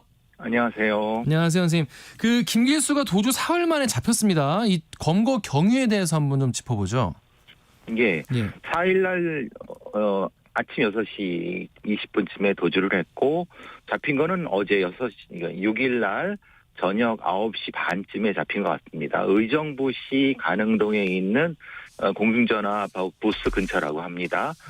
추적하게 된 계기는 초기에 또 6시 20분에 도주한 후에 전화를 걸었던 연인인지 지인인지 하는 여성한테 도움을 받은 후에 다시 그 여성의 전화로 공중전화로 전화를 해서 위치 추적을 해서 그 근처에서 잡은 것 같습니다. 도주한 지 사흘 만에 잡지 않았습니까? 이 검거가 조금 이렇게 늦어진 것 아니냐 이런 시민들 불안한 목소리도 많이 나오는데 시간이 좀 걸린 이유는 뭐라고 보시는지요? 여기서 시스템의 문제가 좀 존재합니다. 형 집행법 상에 72시간까지는 교도관들이 추적하는 권한이 있고요. 문제는 근데 그 추적하는 권한이 있지만은 능력이 있는 건 다른 문제입니다. 말하자면 경찰은 통신영장이라든가 아니면 추적이라든가 이런 거에 전문성이 그래도 있지만은 교도관들은 말 그대로 교도소 내에서 수용자를 관리하는 사람들이지 이런 사법권, 추적권 같은 어떤 것이 전문화된 사람이 아니거든요. 이게 좀 애매한 부분인 겁니다. 과거에는 교도소 내에 경비교도대라는 병력이 있었기 때문에 그것이 가능했을 수도 있고 또는 이제 이 규정상에서 72시간이 의미하는 바가 과거의 규정에 따라서 움직이는 건데 정확히 교도관, 그러니까 교정청의 시스템에서는 불비한 거죠. 불비한 것을 교모에게 파고들었다고 할지 아무래도 그 중간 지대에서 김길수가 존재하는 것 같습니다. 이 수사를 하는데 김길수가 방금 말씀하신 대로 의도한 건지 아닌지 모르겠지만 신용카드와 휴대전화도 안 쓰면서 수도권을 계속 종횡무진하지 않았습니까? 그래서 교정당국에서만 3,400명의 직원이 동원됐다고 하는데 경기 남부청, 북부청, 서울청, 기동대까지 출동해도 이렇게 늦게 잡을 정도로 힘들었는데 어떤 면이 이렇게 수사를 좀 힘들게 만들었을 거라 보시나요? 이게 참 애매한 거죠. 과거에 발로 뛰는 형사들의 개념과 지금은 주로 이제 통신이라든가 카드로 추적을 합니다. 근데 문제는 지금 카드도 안 쓰고 이런 것도 안 하는 사람은 어떻게 추적할 것인가 참 이게 좀 애매한 부분인 거거든요. 그러니까 교도관들 수천 명을 동원한들, 기동대를 수천 명을 동원한들 그 사람들은 그런 추적에 전문화된 사람들이 아닙니다. 그냥 길목만 맡고 있는 사람들인 거죠. 그러니까 제가 이전에도 말씀을 혹시 드렸을지 모르지만은 미국처럼 탈주범 전문 어떤 인력, 예를 들면 US 마샬 같은 연방 보안관 시스템이라든가 분명히 우리나라 법무부에도 그런 것이 필요하다는 요구는 많은데 없습니다. 그러니까 말하자면 법은 72시간 안에 추적하도록 돼 있는데 그럴 사람이 없습니다. 근데 그거를 경찰이 그걸 인계받는 건 72시간 뒤에 인계받기 때문에 그때는 이미 멀리 도망간 상태인 거죠. 그때 또 흔히 말하는 처음부터 다시 시작해야 되는 상황이 되기 때문에 지금 이것처럼 이 상황이 벌어지는 겁니다. 그러면 교도소에서 사흘 동안 그러면 준비를 하고 잡으려고 뛰어다니고 그런 동안 경찰한테 따로 신고를 하지 않는다는 말씀이신 거예요? 신고는 했죠. 근데 예. 주도권이 교도관들한테 있는 겁니다. 그러니까 이것은 만약에 그래서 요번 같은 경우도 네.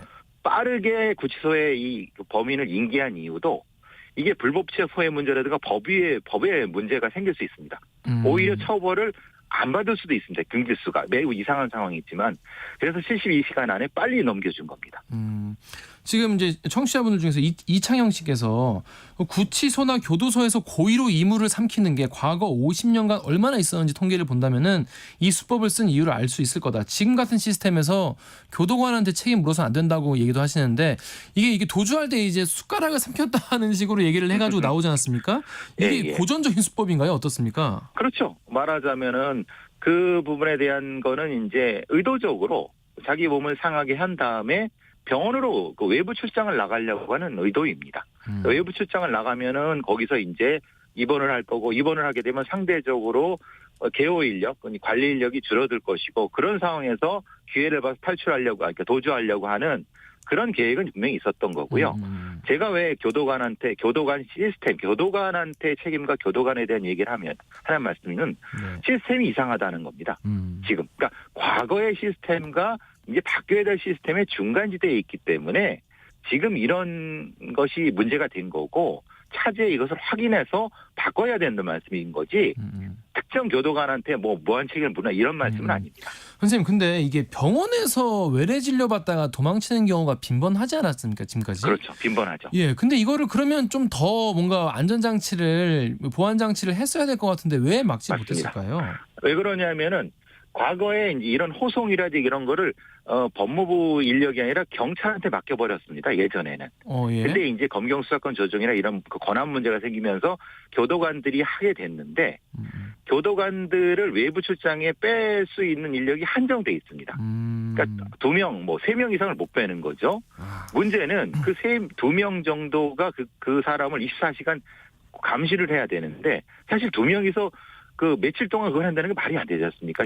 이게. 그러니까 그런 어떤 시스템의 문제라는 걸 제가 계속 말씀드리는 거는 외부 출장할 때 별도의 호송에 대한 어떤 매뉴얼을 바꿔야 된다. 그러니까 기존에 있는 교도관을 그냥 차출하는 것이 아니라 그것이 지금 부재하다는 말씀 계속 드리는 겁니다. 결국 이제 갑자기 환경이 바뀌면서 인력 문제가 불거지기 시작했다는 말씀이신 것 인력과 같아요. 전문성 문제입니다. 인력과 전문성도 문제입니다.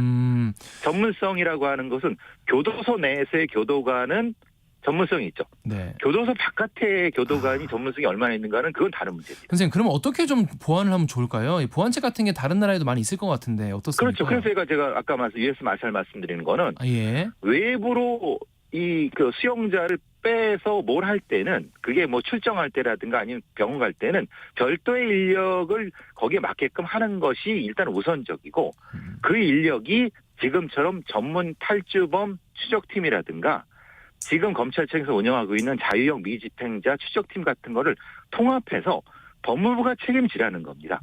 지금은 법은 책임지라고 있는데 실제로 시스템은 책임이 안 되는 겁니다. 그래서 법무부에 이것에 대한 정확한 어떤 책임선 그리고 시스템 구축 이걸 제가 계속 말씀드린 건 그겁니다. 근데 김 교수가 검거된 후에 취재진을 만나서 이제 얘기를 나눴는데 계획 탈주 아니다. 그리고 조력자도 없었다 이렇게 얘기했는데 이게 가능한 겁니까? 어떻게 보십니까? 아니 본인은 그렇게 얘기하겠죠. 그러면 자기가 계획성이 있다고 하면 자기가 형량이 늘어날 거고 조력자 있다고 하면 그 사람을 하는 거니까 당연히 말은 그렇게 하지만 지금의 계획성은 어차피 그 유치장에서부터 삼켰기 때문에 계획성은 있는 거 아닙니까? 그리고 조력자 문제는 조금 이제 좀 약간 뭐가 좀 어긋난 것 같습니다. 그러니까 처음에는 누군가한테 조력을 받을 수 있다는 확신을 가지고 나갔는데 그것이 어긋나니까 계속 서울을 맴돌면서 결국은 처음에 조력을 받은 사람한테 또 연락을 해서 잡힌 거 아닙니까? 그러니까 이 부분에 대해서는 그런 계획성은 있었지만은 완성이 되지 않았다. 이 부분을 수사를 해야 되는 거죠. 그러니까 경찰이 안 그래도 이 A 씨 여성 지인 A 씨를 도피를 도운 혐의로 입건을 했습니다. 그게 이제 선생님 말씀하신 대로 앞으로 좀 뭔가 좀 지속적으로 뭔가 도피를 도울 예정이었는데 뭔가 어그러지면서 결국 이제 검거까지 이어졌다고 보는 게 합리적일까요? 그렇죠. 왜냐하면 처음에 입건이 되면서 이 사람도 자기가 처벌받을 것이 두렵다고 하면은 그 뒤에 두 번째 이게 요번에 잡히게 될 때 경찰한테 협조를 했을 수 있는 거죠. 그러니까 그러니까 지금 통신감청영장을 받은 건 아닌 것 같고 그 사람이 이전에 범인 은닉죄, 도피죄의 책임을 두려워갖고 오히려 그 김길수를 일종의 고발하는 형태가 되게 되면은 그 사람 같은 경우는 아무래도 자신의 죄책이 상기되지 않겠습니까? 아마 지금 상황은 그런 것 같습니다. 그렇습니다. 자, 김길수가 결국 이 서울구치소로 인계됐습니다. 앞으로는 어떤 절차로 좀 진행이 되나요? 기존에 있는 특수강도죄에 대한 이제 기소 재판 절차가 진행이 되고 추가해서 도주죄 부분에 대한 것도 추가해서 수사가 되고 기소가 되겠습니다. 그것은 이제 이 김길수의 처벌에 관한 부분인 거고 법무부에서 지금 얘기하고 있는 누가 책임을 져야 될 것이냐. 예를 들면 그때 교도관들이 감시를 소홀했다, 아니면 시스템이 문제였다 이런 것들은 법무부가 좀 더 큰 차원에서 한번 점검을 할 필요가 있는 것 같습니다. 보통 이렇게 한번 이게 도주했다가 다시 잡힌 범죄자 같은 경우에는 뭔가 관리 감독이 좀 더 이렇게 가중돼서 이렇게 진행이 되나요? 이제 그게 무슨 감시 대상 이거 등급이 따로 있습니다. 네. 집중 감시 대상이라고 해서 등급이 다른 데로 올라갑니다. 그러니까 수용자도 여러 등급이 있는데 그 등급으로 올라가기 때문에 감시가 좀 더 촘촘해지겠습니다. 청취자께서 이런 질문하셨어요. 나갈 때 뭐 전자발찌나 뭔가 팔찌나 그런 거를 추가적으로 하면 어떻겠냐. 그냥 수갑만 있으면은 너무 인신이 구속되니까 뭔가 이제 화장실을 간다고 했을 때는 그래도 추가적으로 이렇게 좀 위치라도 파악할 수 있는 이런 거를 좀 달면 어떻겠냐 이런 생각을 말씀해 주셨는데 이런 거는 가능합니까? 전자발찌의 그 위치 보정이 한 30m, 40m는 또 동일한 위치로 나옵니다. 네. 병원이 30m, 40m 이동할 수 있지 않습니까? 그 아무 의미가 없죠. 그렇습니다. 병원 내에서 이동하는 거니까 의미가 없죠. 알겠습니다. 이번에 그리고 현상금이 500이었다가 1000으로 2배가 뛰었어요. 이런 게 이제 실제로 효과가 있는 건지 좀 궁금해요. 이게 시민들이 1000만 원이니까 잡아야지 이렇게 생각하지는 않을 것 같고 어떤 효과가 좀 있습니까? 이런 게 본인에게 좀 압박이 이제 있나요? 심리적 압박도 있고 시민들의 어떤 사실 뭐 돈 때문에 그런 걸 한다기보다 공동체 안전을 위해서 한다는 그런 의무감이 더 중요한 건데 그래도 돈도 아무래도 그게 있으면은 여러 가지 면에서 근데 액수는 많이 좀 상향돼야 되겠죠. 뭐 예전에 1000만 원과 지금의 1000만 원이 달라지는 것처럼 이렇게 좀 그걸 완전히 없앨 수는 없는 것 같고 그래도 좀 아무래도 적극적으로 신고하는 부분이라고 하면은 그 현상금은 계속 유지될 것 같습니다. 우리나라 현상금이 다른 나라에 비해서 좀 싼 편인가요? 어떻습니까? 비교적? 아니 그렇지는 않습니다. 그렇지 뭐 미국의 FBI의 그 홈페이지를 보면은 몇만 달러 정도 생각해 보시면은 우리나라에 가도 큰 차이 없지 않습니까? 자 마지막으로 짧게 여쭤볼게요. 시민들이 이런 탈주범 같은 사람 봤을 때 어떻게 대처하고 어떻게 신고하는 게 가장 안전하고 빠를까요? 예. 그러니까 스스로 나서는 것보다는 정확한 장소와 시간과 이 차기점들을 일일로 즉시 신고하는 것이 가장 우리 사회의 안전을 지키는 최첩경이라고 볼 수 있습니다. 고맙습니다. 지금까지 배상원 프로파일러였습니다. 고맙습니다. 감사합니다. 네, 11월 7일 화요일 KBS 1라디오 최강시사 오늘 여기까지입니다. 저는 KBS 기자 김기화였습니다. 내일 아침 7시 20분에 돌아오겠습니다.